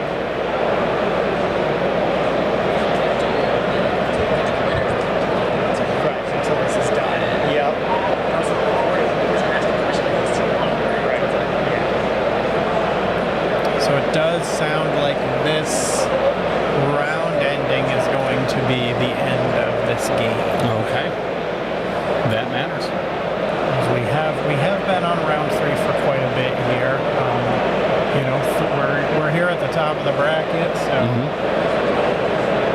a big. This will probably cement it for Jeremiah. He's going to try to flip some points with Quicksilver. Does not get the first one, but will be able to move over to the next. Not having Green Goblin just ever so slightly out of range of Crimson Dynamo, making potentially dropping those 2 points off him not available. But we will see Quicksilver move over and try to flip that point as well. And he does not get that one either. And that is the big, huge thing that we see in pay to flips very regularly. When you really, it can go so many different directions because it is in fact left up to chance. And that is going to be 14 to 11, it looks like. Looks like Jeremiah takes it. If I'm seeing correctly, 14 to 11. You can move the. Can you see the score pad? Yes. Let's try that. Oh, yeah, that's right. Right there. There we go. Yeah, 14 to 11 Avengers. And so Jeremiah takes this one. Spider Foes falls. Yep. And that is going to be our game and our stream. And our stream, yes. So let's take a look at some of the other people that have made it through undefeated during this event. So Doc Nemo going 4-0, and from Warehouse 50 Fun also 4-0, and Eric Wong. So we're having them long change the score as it is right now for the purposes of us moving on with the GT records, but they're going to elect to play out this and see if they can have a winner from the stream. Okay.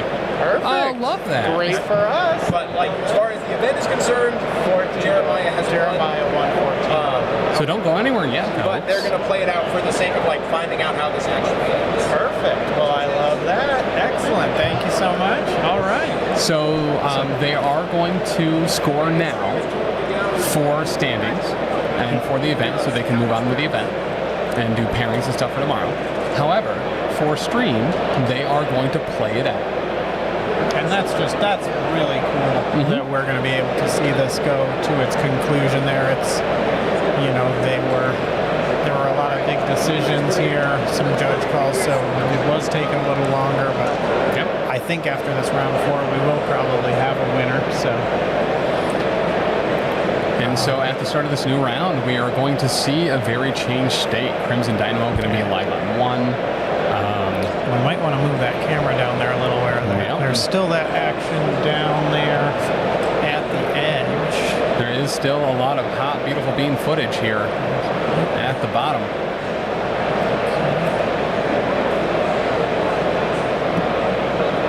A little aggressive there at the end. Yeah. E-Meet Studio, but it's either just like little baby clicks or it's everything. one click or...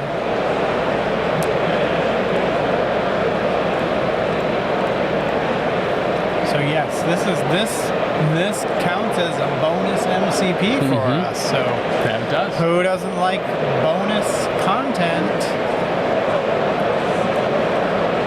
And so Jeremiah is up 14-11 right now, but it's not out of reach for Isaac. Nope. Jeremiah has kind of extended the lead by 1 point each round, but we'll see if Isaac has the comeback in him. Much like Kim Kardashian. She was on the outs for a while, but came back. Yeah. No other jokes you could make. I also see that we have moved to the other side. I didn't want us to, at least my fat head to be in the way of Namor. Very good. Your fat head is being crushed by that excellent rhino. I just wanted to be closer to the rhino, honestly. I get it.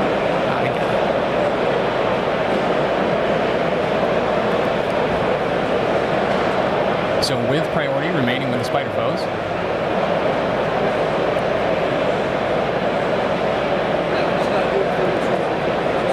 We will have starting out.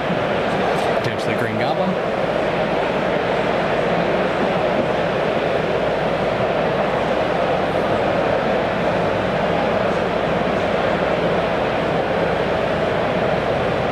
So he can definitely get there with a Gamma Leap. So we are going to go with Namor getting a charge.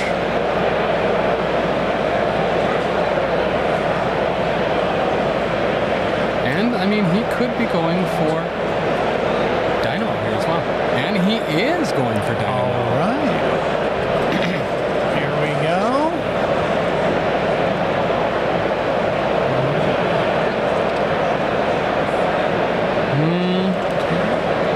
Okay, yeah, that is 4 blocks. He did convert with the roll there, so he is also showing 4.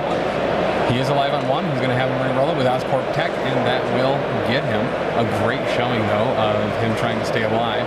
Crimson Dynamo going to re-roll 2, turning them both into skulls, and that will once again convert it to no damage. What happened there? Did the camera get hit or something? Which one? Our top one did a little spin there while... Oh, it might have. Our top camera facing us? The one facing the game board. Oh, gotcha. I think it's a little more askew. We can fix that. Now that we can reel her back in a little bit. All right. Too far. You're doing a great job, Tim. Thank you. Thank you. We did a loopity-loop. Yeah, that's what I saw in the background. I got a little dizzy. Oh, gotcha. And looks like we're just going to punch a Hulk about it. Crimson Dynamo does put up the distortion field. He's going to be blocking 2 out of 4.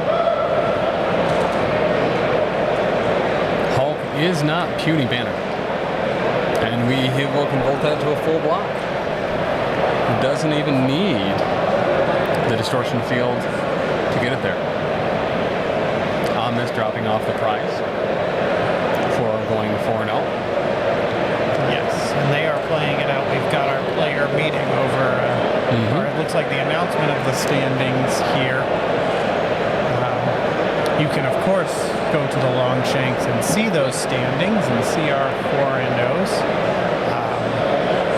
I'm sure we'll check that out once we get done with bonus MCP here. So it looks like we're going to go with Hulk. Going to throw a whole bunch of dice. Showing only 1 block so far. And there's that bucket of dice. Going to be 2 blocks before the charismatic leader. When he does that, it does go to a blank. And Hulk is only doing 4. So there's going to be 2 damage onto the freshly flipped Nemo.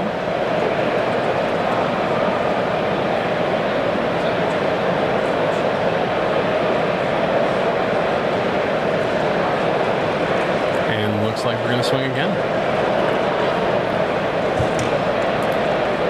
This time showing much better. 2, 4, 6, 8 with multiple crits. And I think that's 9 actually. 9 with 4 crits.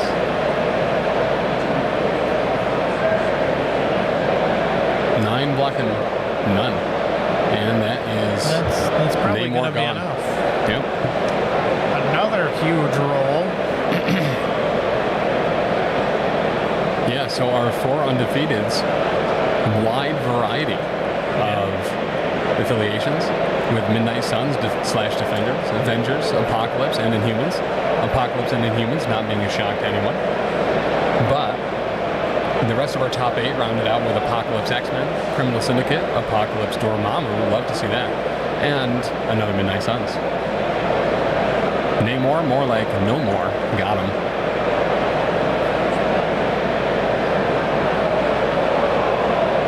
Hulk is going to Gamma Leap to safety. So what's that one? Third place? Apocalypse. Apocalypse. I'm seeing a lot of Apocalypse in the 3 and humans being very popular, very good right now. Going, once again, another decent defense roll. So just a little bit of damage through, but that's all you need to pop that Crimson Dynamo.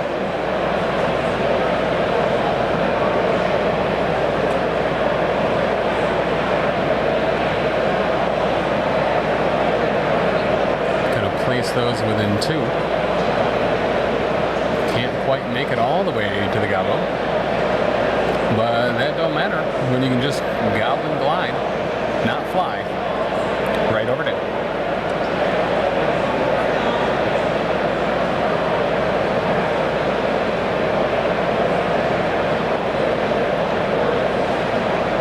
It was surprising that there was only one on humans list. I think we'll see a lot more in humans in the Invitational. And we're certainly going to see more Apocalypse. Yep.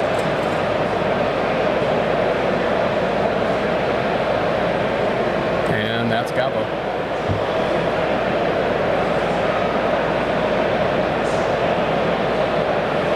Before the game started, these players saying that they had played recently and it had gone the other way.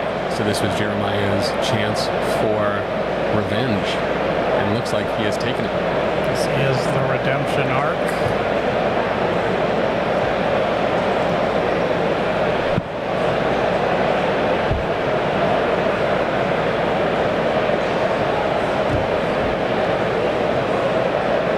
Cap looking at potentially going rhino hunting.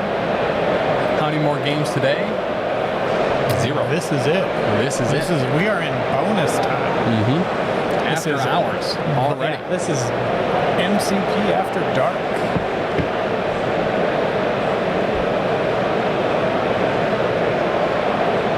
I know over on the East Coast it's approaching 9 o'clock.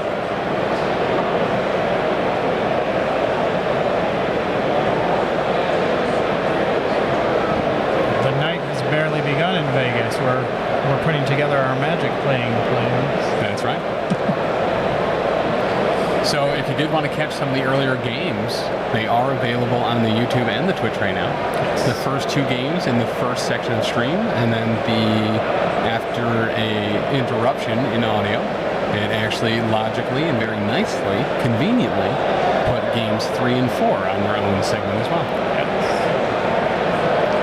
So 2 nice little 2-round episodes for you if you came in late. Enjoy some MCP on your way to bed, or wake up in the morning. Do both. Yeah. Watch it before and after you go to bed. That's right. After you wake up, not after you go to bed. Don't. Or no, put it on. Well, Maybe put our it on. sultry voices will help guide you into better REM sleep. Put it on, but don't watch it. 'Cause Yeah. then you're not sleeping. Shuttling kids around, so it's been fun to have on in the car. There you go. That's dedication, and we appreciate it. All right, looks like Rhino, I'm going to be moving up. I want to listen to you guys as I fall asleep. There you go. Go ahead and take this for later, Knuckle. Well, Sleep! Do it now! You can save that. don't wake up. Don't wake up. Don't. Rest. REM sleep in 3, 2. So it looks like that's all going to go through. A nice fat 4 damage. Lindsay, we only appreciate if you have been watching it while driving. Not to be confused with the infamous early 2000s website, crimewhileleating.com. Which we learned about from a college professor. That we did. Will not confirm or deny. Nice. I think that's like the phrase you learn as soon as you get involved in any type of relationship with Tim. That's true. Will not confirm or deny. We also say it at work a lot. When anyone calls, we are a HIPAA-protected facility, and people in the recovery community actually have additional privileges above HIPAA. So when someone calls and asks for someone, sorry, but I can't confirm nor deny.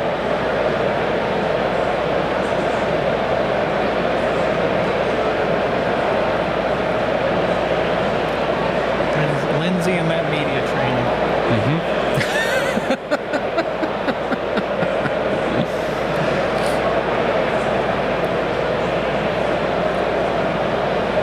MCP is greater than kids.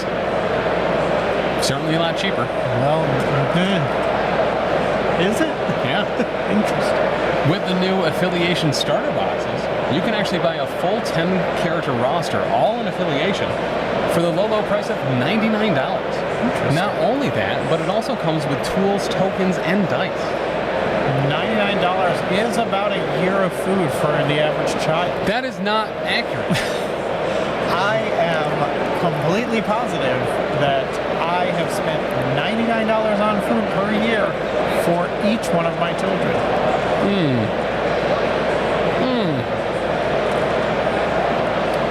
All right, so great attack roll for Isaac. Unfortunately, he's on the defense. So that will have 4 go through.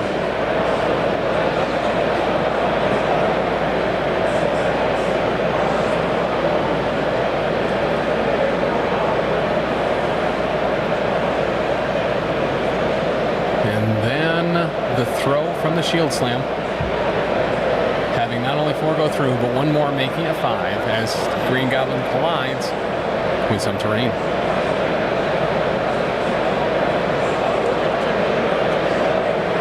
But you need to buy paint and basing and carrying cases and commander decks, so side hobbies. So it does all add up. That's true. That is true. Tim is quite a painter, as we have mentioned. He's also got 4 commander decks right here with us. Right here. We have actually been playing Commander the entire time. I am leading 4 games to 2 so far. It is. I did get flooded around, but that is also a game I won, so I cannot use that as an excuse for my loss.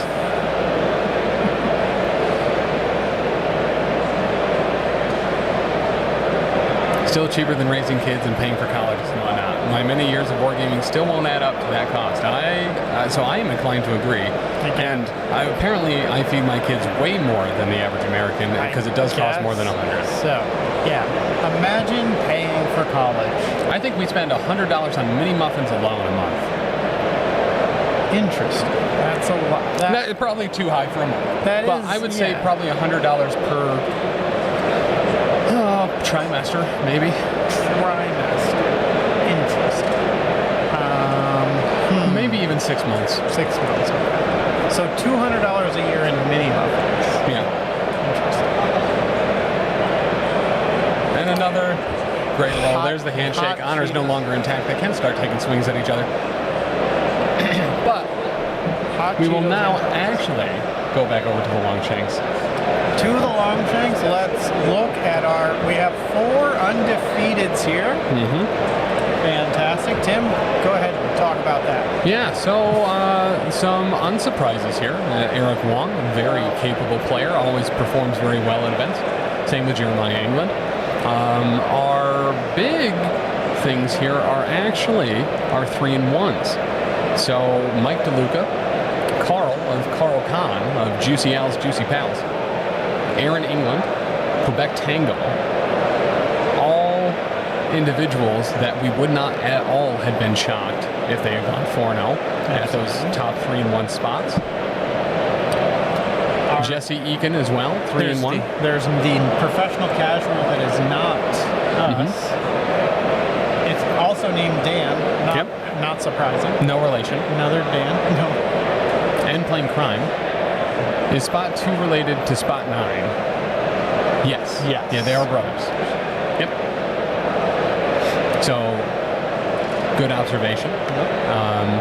And Isaac took quite a tumble from. He's down there on the 3-in-1. He's down to 16th on those tiebreakers. Quite a tumble with that loss there. But.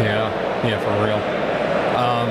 Oddly enough, in the finals of our very first convention stream, Adepticon 2021, we saw Aaron England playing Black Order going up against Nathaniel Gerard, Nate GG himself from the Gamers Guild. Nate did take that. Nate won every event he competed in that year and then retired into TO. Very cool. Support the next generation. What more can you ask for? That's right. The class act. Absolutely. Class act, that Nate GG. Yes. Any relation to Pokemon podcaster Azul GG? I don't believe so. Okay. Or if it is a in-law. Okay. But so actually a lot of 3-in-1 still. So John Yu, Sam the Kid, TK421, Gabe Kierton, Isaac, who we know, Anga, Jesse Ethan, and D. Geitzman. And does our Longshanks have a look in that breakdown over there? Does that tell us how those did overall? I apologize. Not No, really. it does not. There is an advanced statistics button. I've never seen this before. I am going to click on it. Oh, it does. That's Look at that. like exactly what you were asking for. Yeah. So in humans going undefeated, Midnight Suns having 5 losses, Web Warriors also doing pretty well, 8-4. Midnight in Sun, win to loss ratio. 69%. Nice. Yeah. Servants of the Apocalypse, highly played and winning at a 60% rate here is a good sign that we'll see a lot of them tomorrow. Yep. And then down here, once we hit below the top 10, we've got the ones that are Sentinels not at the bottom. Huge takeaway here. Yeah. Very happy to see that. Yeah. Tied for the same winning percentage as last place, but yeah. Yep. How much does it hurt to see X-Force at the bottom? That also does hurt. X-Force and Sentinels, both 25% winners. And Dark Dimension, very legitimately, that bottom 6 affiliations are probably my main sweep of affiliations outside of Prime and Spider Foes. But X-Force is certainly one I was mainlining for a long time. Back at NashCon 2021, I was running, what has been come to know as the Power Bottom 10. The 10 least taken characters in the game. Happened to be a lot of X-Force in there at that time. So I was actually able to run it affiliated. Did pretty well with it. Excellent. Did pretty well with it. It's important to me to make sure the little guys and the underappreciated guys get a little of attention. MCP is not a game currently, nor has it really been for long periods of time, games where a single affiliation runs roughshod over everything. Absolutely. With such a wide field of good affiliations, sometimes the ones that are just slightly under the herd don't get any use. So I like to see them. It looks like here outside of the top 10, so everything here is below 50%. Tim, if you were to pick one of these affiliations as your dark horse for tomorrow after a rough day one here at LVO, which one of these affiliations do you think is going to do a little bit better tomorrow? I would say X-Men. I would say X-Men. I'm seeing X-Men the most played here on this stream, but did struggle. So maybe some tinkering needs to be done there to find some better balance there. Defenders, a lot of games too, not terribly under 500. Asgard is actually kind of a surprise here, seeing them so low. They are a pretty heavy presence, granted. Apocalypse being kind of a very specific matchup for them. With Apocalypse being out there so much, I'm curious to see if there was a lot of Servants of Apocalypse up against Asgard. And what if we hit that analyze button? Do you think that might tell us something? Let's see. Let's learn. Let's find out. Let's learn what it's going to tell us overall. And okay, so it does. So a pretty good spread there of. And so, let's take a look at that. So a 0% win rate over Apocalypse and Shield, and Midnight Suns and X-Force. So apparently the games that X-Force did win were against Asgard. Yeah, all right. Yeah, but a good spread there. It looks like, what, 8 of the 9 games there are, or of the 8 games, there are 7 different affiliations there. So, a lot of things can change. One game's very small sample size there. That's some good stuff to to dig into. If you are coming in tomorrow, you can kind of maybe find some things you want to tweak, or find that little advantage to be the LVO Invitational champion. That's right. And a really cool takeaway. So a huge thank you to Red Sam at longshanks.org. Obviously, for MCP, it's been the absolute go-to for stats, tournaments, and running events. And a very good community around it as well, where you can suggest new games. It gets voted on by the community. It's a very streamlined system. New trophies, badges, awards, things like that. They do a phenomenal job. Absolutely. The Longshanks guy had a booth at Adepticon last year. It was neat to meet him. It was right out in the hallway too. So I'm sure it was a cool opportunity for a lot of people to meet the guy that, really does a lot for not only the Marvel Crisis Protocol community, but Star Wars Shatterpoint, Legion, X-Wing, not only AMG games either.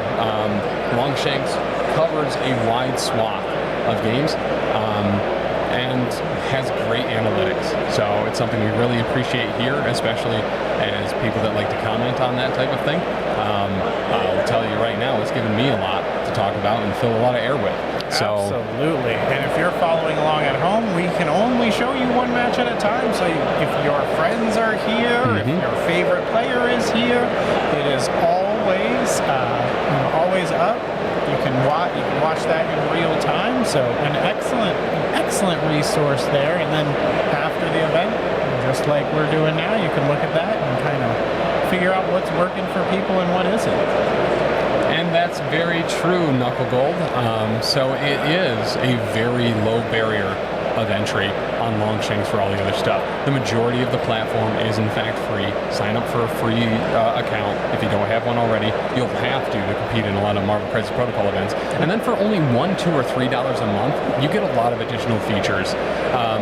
Really making sure that it's accessible, and that he can make sure that his bills are paid, because running that server is really important that it is up. We have been at events before where sites have gone down that are integral to running the event. Yep. So making sure that that is stable and good to go is insanely important.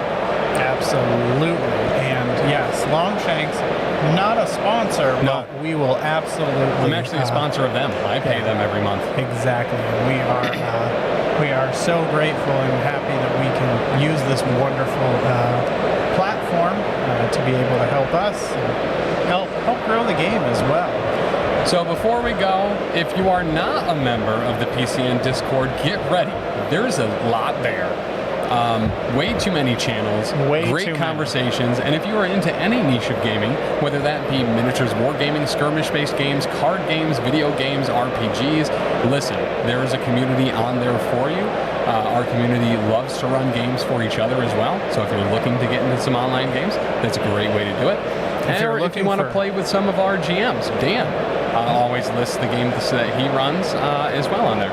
And if you're looking for charts of my weight loss since the beginning of the year, you can find that community as well.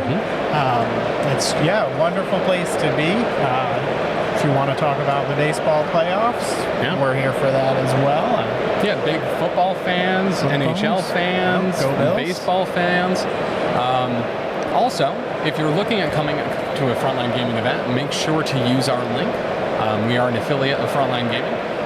So this helps support the network and helps gets us to more events to provide coverage. The next big event for Frontline, I believe, is Cherokee in North Carolina. But the dates and stuff is up for LVO 2026 here at the Expo for next year. If you're picking up mats or minis or maybe some Warhammer goodness as well, make sure to use that link, and it helps us pretty incredibly. But do you have an F1 community? Actually, I do think there are some race fans. I think Leroy's talks about F1, and we are in Vegas. F1 is coming. Here. They are about to tear up our streets. That's very much right. But guys, until tomorrow, make sure to be good, be happy, be healthy, and stay hydrated. Yes, it's a desert out there. If you're on the East Coast, make sure you get a good night's sleep. If you're over here on the West Coast, don't sleep ever. That's official. official medical advice. We do have a doctor on staff, Dr. Dylan Dyer. So also direct all complaints in that direction. We'll be back tomorrow at 9:30 a.m., probably a little early, talking about some of the stuff going into day 2. And we'll go from there. Guys, remember, be happy, be healthy, and white front to back. Go Bills.